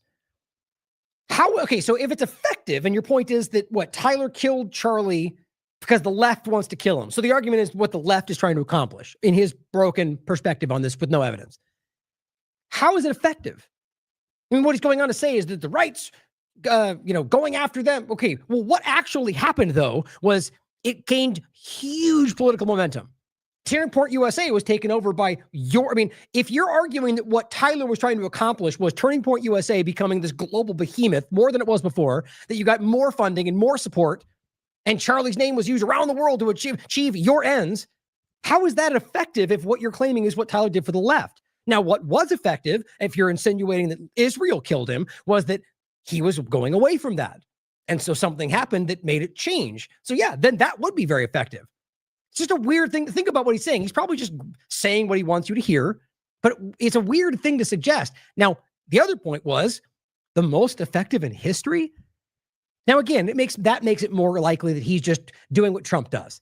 The best thing I've ever done in history and every planet that ever existed, just dumb things that are hyperbolic. So what about JFK, right? What about any number of paradigm shifting assassinations that changed the entire countries in the world, or the world for that matter? But apparently this was the most effective. This is just this person is ridiculous. I mean, for a lot of reasons, not least of which is this ridiculous thing, the beanie, wearing a tuxedo with a beanie because, I don't know, you're too insecure about your head ball. I mean, it's just why people support people like this blows me away. I don't know. Political assassination, probably of our lifetimes, maybe in our history. The left has faced no serious repercussions. The left, right? The entire left. What are you talking about? You're going to take him to court? What kind of repercussions are you talking about? I mean, genuinely think about this. What are you saying? So the left as an entirety is supposed to be sued? Are you supposed to take them all to jail at the same time? Do you not realize how dumb that statement is? And on top of the fact that it's not verified by anything other than you insinuate it was a left motivation, even though Tyler is seemingly right in the middle. His family is MAGA. There's many examples that there's a Republican leaning, but then he was apparently wearing a mask, which apparently only lefties wear masks. That's not true. And was either living with as a roommate or was in a relationship with a trans person. It has not been proven that I can tell that he was living as a relationship more than possibly just living there as a roommate. They all just assumed that. On top of the fact that, as I make the joke every time about Blair White, Alex Jones, and his weird tranny porn phone thing, clearly not only lefties are into trans stuff, okay? So let's be real about what that is the assumption for an agenda. And he is still, I mean, now I don't even see most of the other bombastic people still insinuating that. And here he is spinning out, screaming that the left should be held accountable as an entirety of the thing for Israel killing Charlie Kirk. Yep. The many on the right are now rallying against the victims of the assassination. What he's actually talking about is people who are being critical. Now, look, there are idiots on both sides of the paradigm that do all sorts of stupid things, which they love to then hyper focus on and act like it represents the entire side, which is just the game of partisanship. But what he's arguably talking about are people who are being critical of the weird way that she's acting, of the different things that they've said that are just unnerving and don't really add up with what's going on. But, he's taking a side. It's not about facts for him. There be a better outcome for the left. Nope. Now, you can make the argument. There couldn't be a better outcome for the left? Are you serious? You mean aside from everybody suddenly supporting the left, which is not what's happening? Or, this is just a caricature of a conversation. And on top of the fact that it actually is so shockingly in the benefit of the machine behind the Republican Party that it's embarrassing that he can make this argument. But of course, he's got his yes people are, yep, you're right. Of course, that's right, Tim. You're correct. That's absolutely right. Argument, the left didn't kill Charlie, whatever. They celebrated his death. Again, the left all celebrate. This is what I said. I can't keep watching. It's just so stupid to me.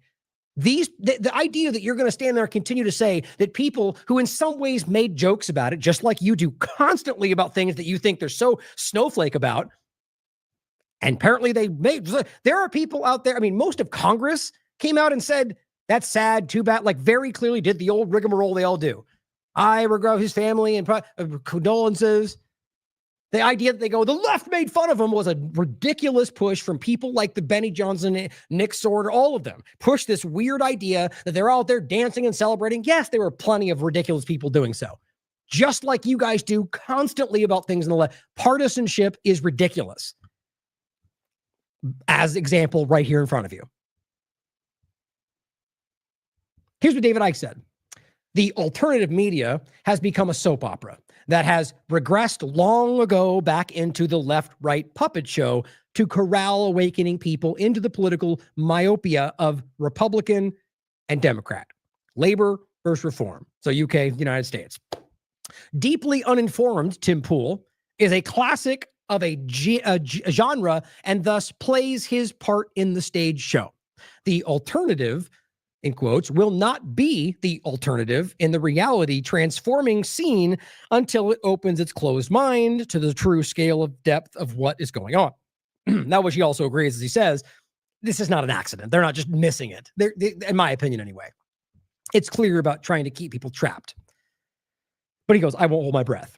But people can bypass the political religious limitations, barricades and diversions, and open their own minds to see what most of the alternative cannot see. Now, what he means by that is the mainstream alternative, as he's made clear in countless posts about this. He goes, or doesn't want you to see. It has long been my experience, he writes, that so many people are far in advance in their awareness than those who claim to be in the official alternative. 100% agree.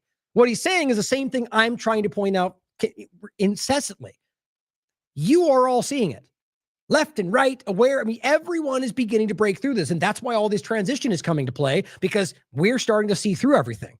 And so what he's saying is all these ridiculous clowns acting like they're the top of the media paradigm, which they are clearly the new mainstream media. But the average person out there, you are. And that's why, like, Alex Jones's audience is eating him alive half the time, because you guys aren't stupid. You know more than they believe. And their kind of flimsy puppet show game is just not working anymore. I agree. Now, Dr. Simon Godek adds his thoughts to it. He goes, I might have been late to the party, but this was the day I stopped taking Tim Cass seriously. This is real, too. I saw this when he posted it. Israel, he says, this is September 2025. Think about that. All this time into a genocide, more documented than anything I've ever seen. He says Israel has literally never done anything wrong because Israel is the nexus of morality. Whether it is good is simply based on whether Israel does it. If Israel does it, it is good. And if you want to pretend that was sarcastic, it's not. That is mind-blowing. No matter what you think, even if you agree, it's not objective. That is whatever, no matter what they do, even genociding, raping people, it's good because they're doing it. That guy is compromised. Now, remember what I mean by that is I'm not insinuating that he know he's being paid or anything like that. I'm just saying whether he knows it or not, he is on the wrong side of history. And that, like I said before, I think a lot of these, if not most of them, it's whether willful ignorance or not even aware they're being used. My opinion, that's not him. I don't think that's the case, but I'm not ever going to claim I know because I don't. Alex Jones, right? After all we're talking about, here's what he's talking about. Not only supporting the Venezuelan war for freedom, right? Breaking exclusive. General Flynn gives major update on the ongoing deep state color revolution coup. Got to use all three of them for impact, you know? Deep state coup, color revolution against the Trump administration, and issues an emergency warning to President Trump and American people that we all must act now or Republic will be destroyed. Right. You got to triple down into the excess, because right now people are going, you're lying to us. We see it. This isn't the right path. You're destroying everything. Our prices are going up. You're lying to us. You're supporting Israel. You're, just nonstop. And so we got to go back to basics. It's a color revolution coup against the Trump administration. That's it. Nothing more. Be on our side or be on the bad guy's side. Good journalism, right? So it's either side with Trump or we're going to die. Who cares if he's really rolling out the Great Reset and artificial intelligence control structure? Other side's worse, just like Kamala was, probably even. But it doesn't change the fact that both things are going in the same direction. Oh yeah, hold on. I want to forget what I said. Oh, I just did this. I just can't believe he's still doing that. I mean, at this point in time, the reflexive pull into just the large deep state coup. Look, I don't disagree with the larger points of what that might mean in a international globalist Zionist technocratic structure. But the idea that you just keep devolving into the deep state coup are trying to get it. Show me something. What are you pointing to? I wouldn't disagree if you can show something because I know these things, there are powers. It's just about trying to suggest that anything against Trump, whether he's being sued, for crimes he's committing, or being accused of killing people in boats, which he's doing, or breaking the Constitution, which he's clearly doing. They go, it's the Democrats trying to get him. It's deep state. That's it. That's what keeps happening. Show me something. Give me some evidence. I'll report on it. That's not what he's known for, despite the claims. But see, this is what does it say? Live, free or die says. Alex has admitted that Q is the CIA. Yeah, as he said that, but sort of like him going, Trump may be the Antichrist, I don't know, but then goes on to support him, right? Alex has admitted that Q is the CIA, while also having Flynn on constantly to tell us that the White Hats are in control. LOL. Yeah, that's a perfect example of how ridiculous these kind of people are. Now, I'll include this show we did back in 2025, January, the fake globalist resistance ushering in the globalist plan. That's exactly this is what we're talking about. Now, on top of that, you got an inside clip. We'll get some Israel stuff to wrap up here today.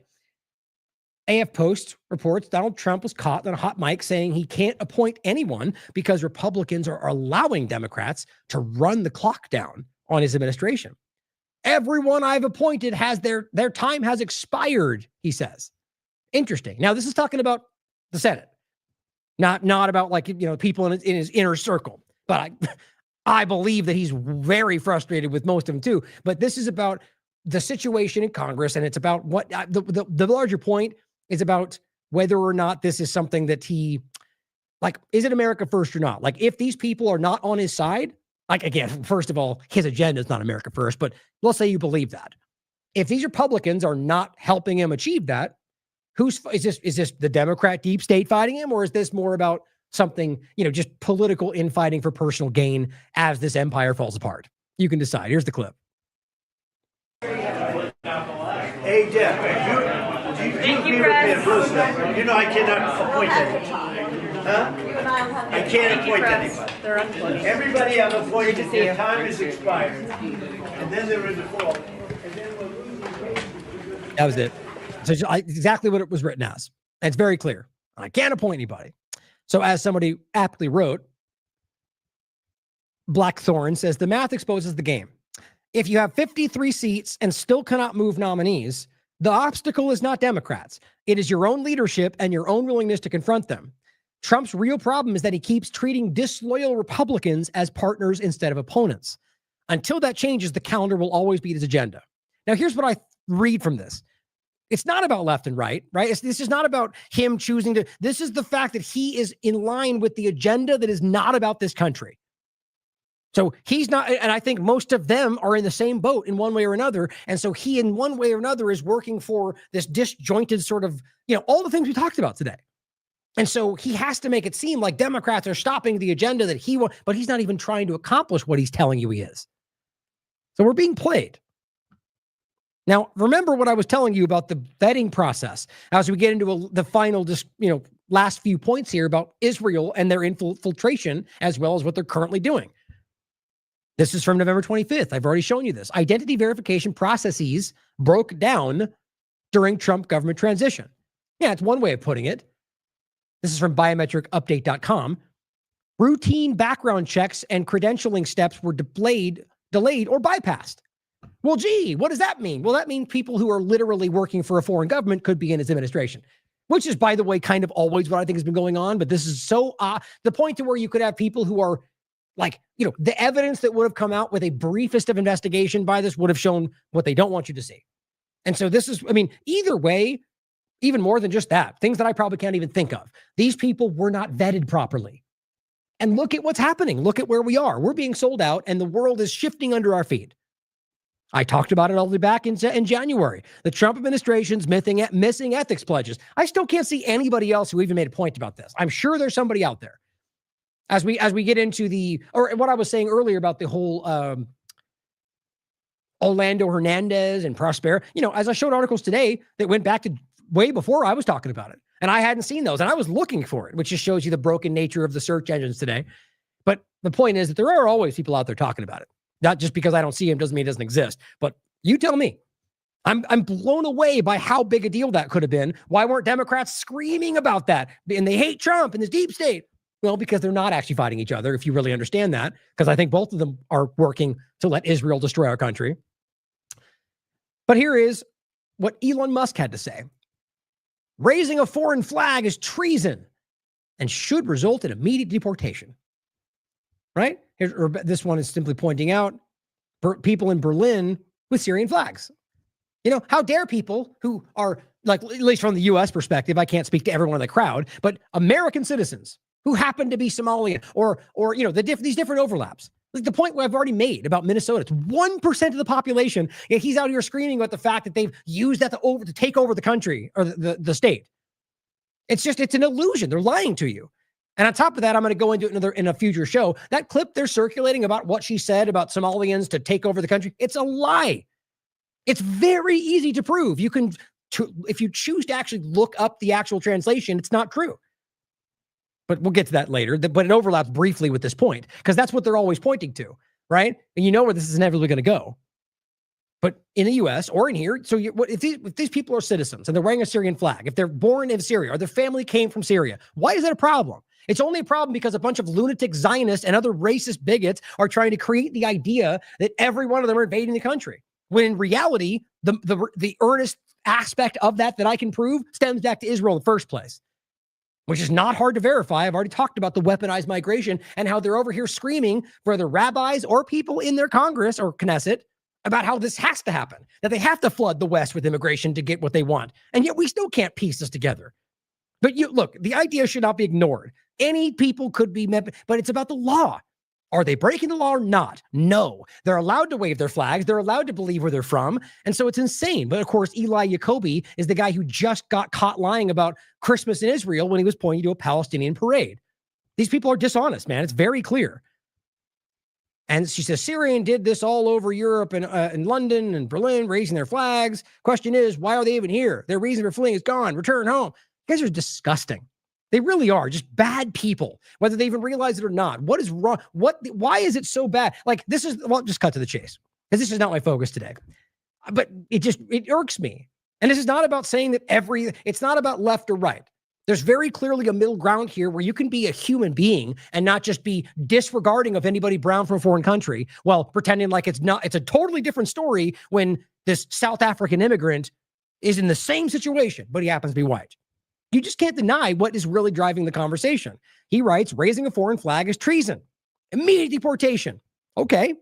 As Chris Rosani points out, if this were the standard, almost everyone in U.S. Congress would be deported. Okay, maybe you think it means differently when it's on the wall. It's ridiculous to pretend like that's not insane. Okay, here you go. How about that? Hassan Mafi responds to the same point. Well, there's all these different American politicians waving Israeli flags. Deportation, if he's going to actually be honest about that. But that's not what he's saying, you understand? He's trying to deceive people. Okay, well, how about the point of the infiltration discussion, right? So before we get past that, I'm just kind of using these points to make the larger point. What's that say? In case since it came up. President Trump just revealed the U.S. forces have seized. Oh, yeah, we already read that. But this is frustrating for many reasons, right? I mean, they do the same thing with many of these different politicians. Trump degrades them in front of people, derides them, talks about them like they're stupid, like they're disgusting, they're Somalia, nobody even exists there. They just kill each other all the time. Well, maybe it's because you guys have very clearly kept that country destabilized. But again, future conversations. It's just insulting for them to even make these arguments. Walls was literally caught using Telemessage, which is an Israeli intelligence app that archives the conversations they were having in Signal in the inner circle. And let's not forget, their internal investigation just found that there was no issue. But they focused on the Signal aspect and not Telemessage. Surprise, surprise. Or the fact that we just talked about this from the gray zone, former Israeli spies now overseeing U.S. government cybersecurity. It's insane.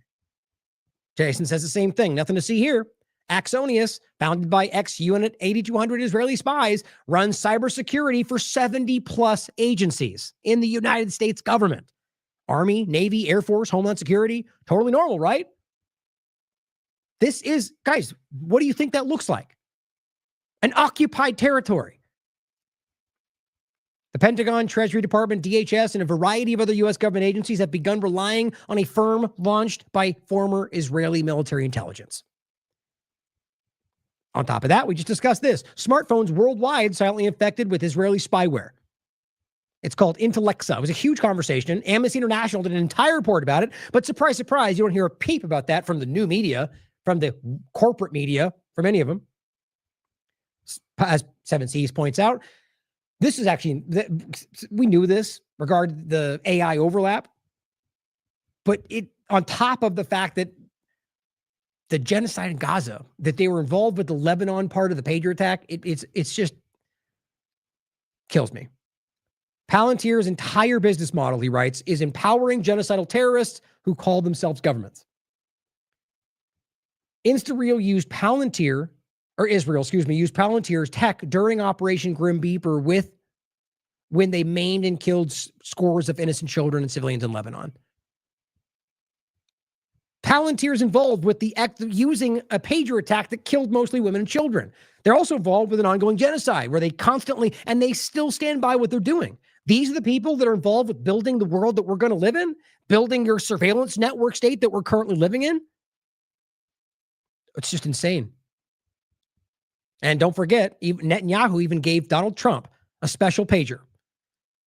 Press with both hands, it says. I'm telling you guys, these are threats.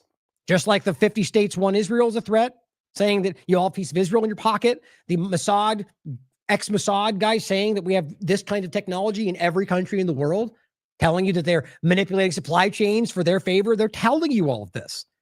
And it's not just the United States. German state parliament approves use of Palantir police software. But don't forget, though, according to Alex Jones, it's just a tiny little thing. And if you believe it's more, you're obsessed with Israel.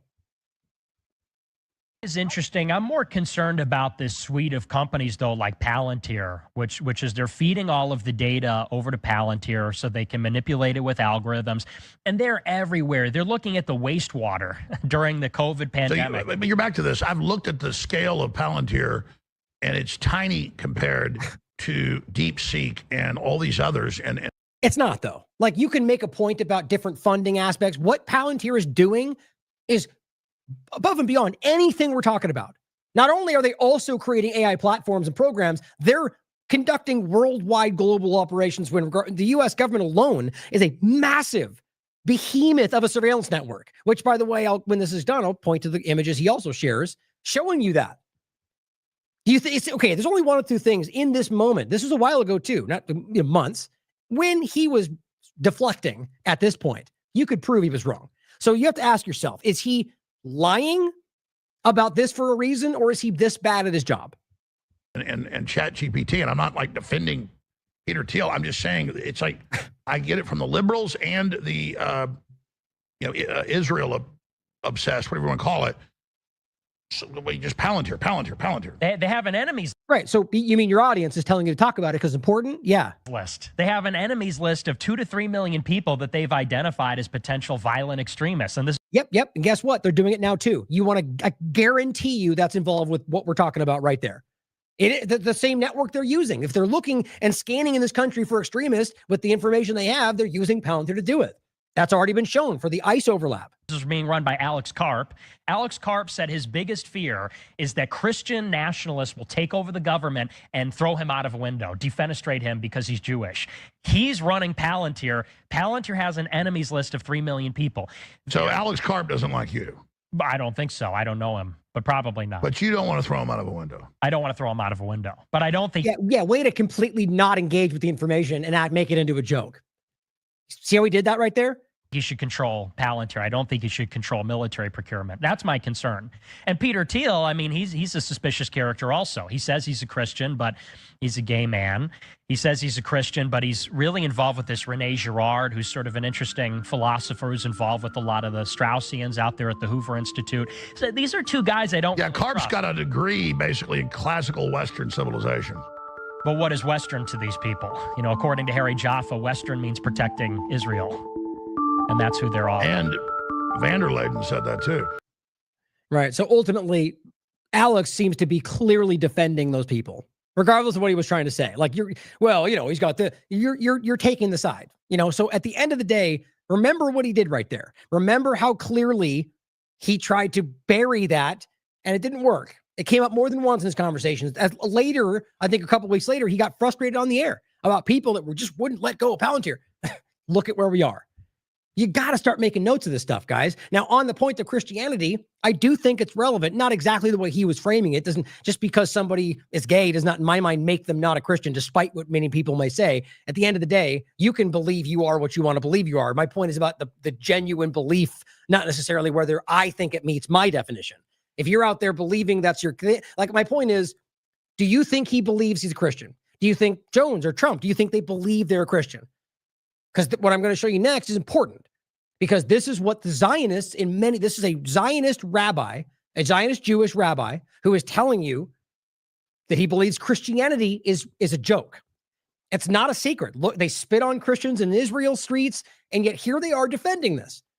So the point about the overlap is important, because I do believe that these people are gaslighting us into like, right now, the Christian right's important to them, both for Israel as well as the agenda because of what's going on in power. And so that's why Elon Musk and Thiel and Meta, we're libertarians, we're tapping into what you believe in. They don't believe in any of this stuff, not as far as I can tell.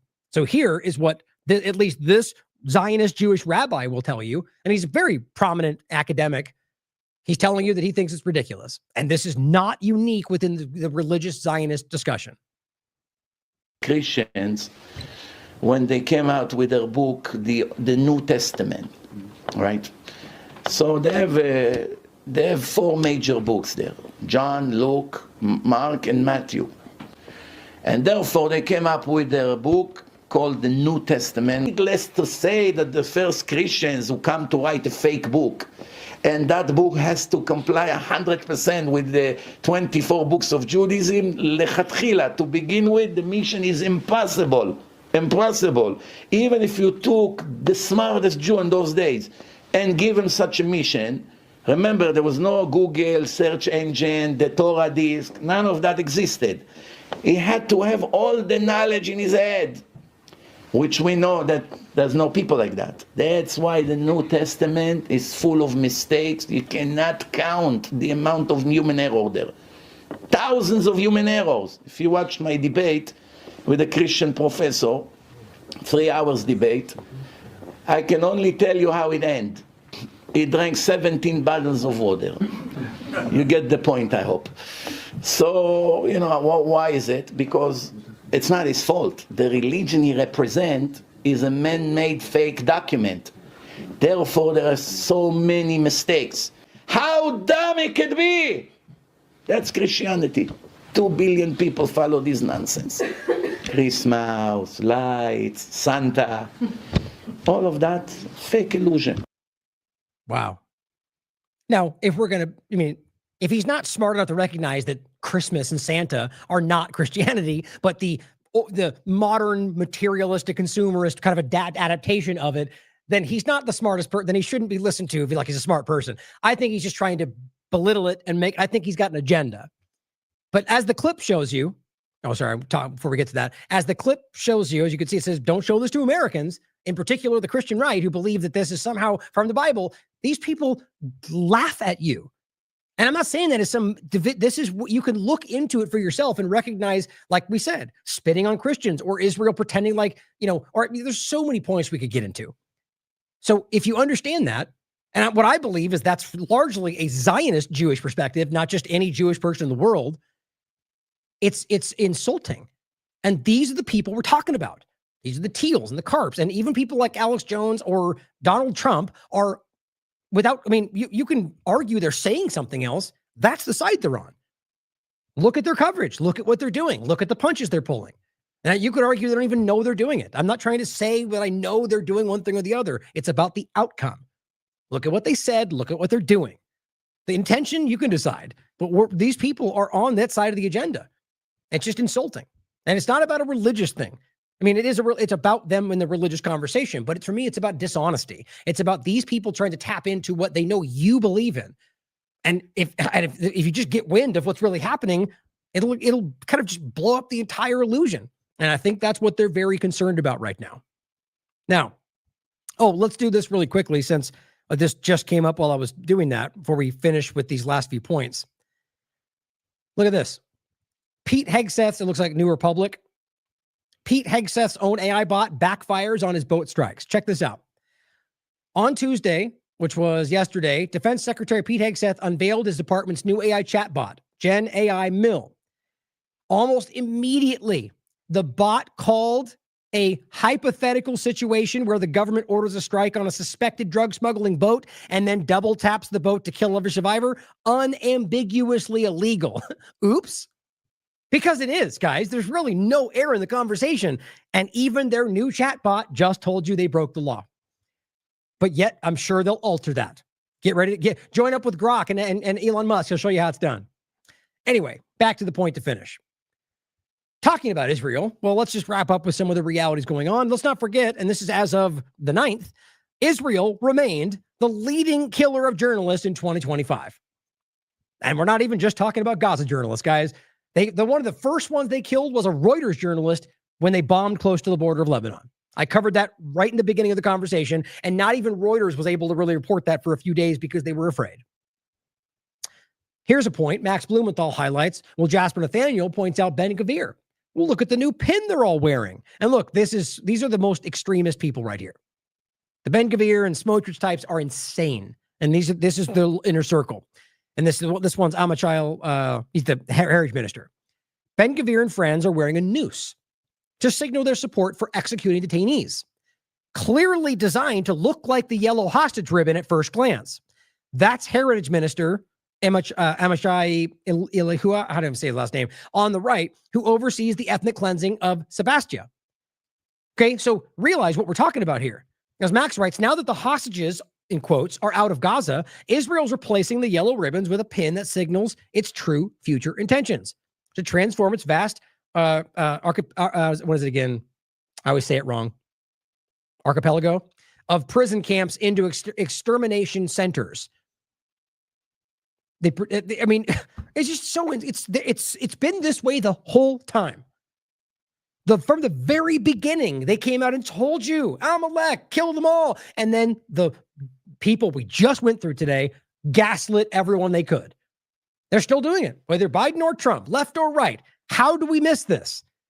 So aside from the infiltration of our government, these are the people who are openly, proudly out there killing everyone they can, raping, torturing, and murdering while accusing everybody else of doing that.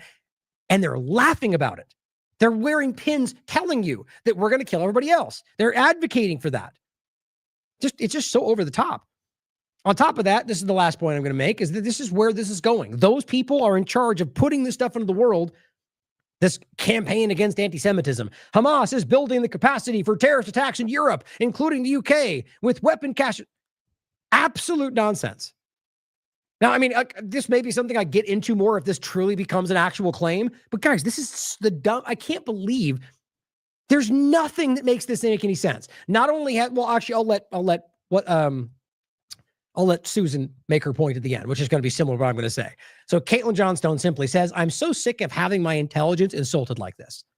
It really is this is only promoted by largely people who know it's not true because of their agenda. My opinion.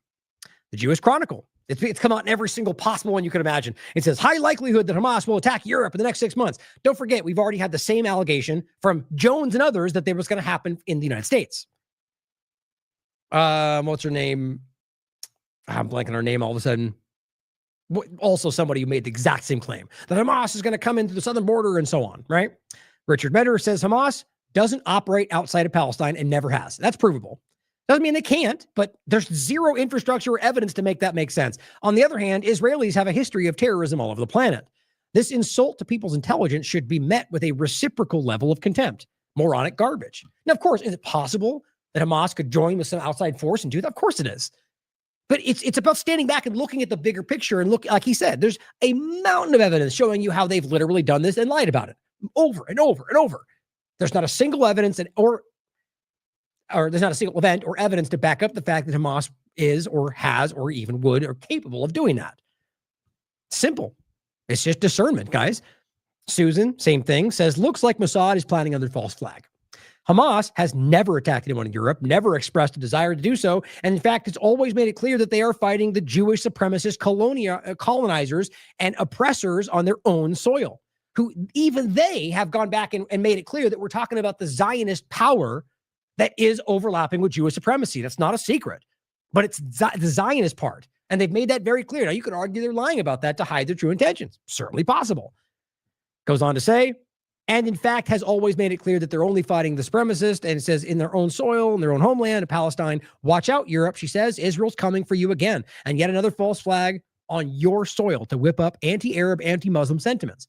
Here's a partial list to jog your memory, not including the ones we know they did but can't yet prove.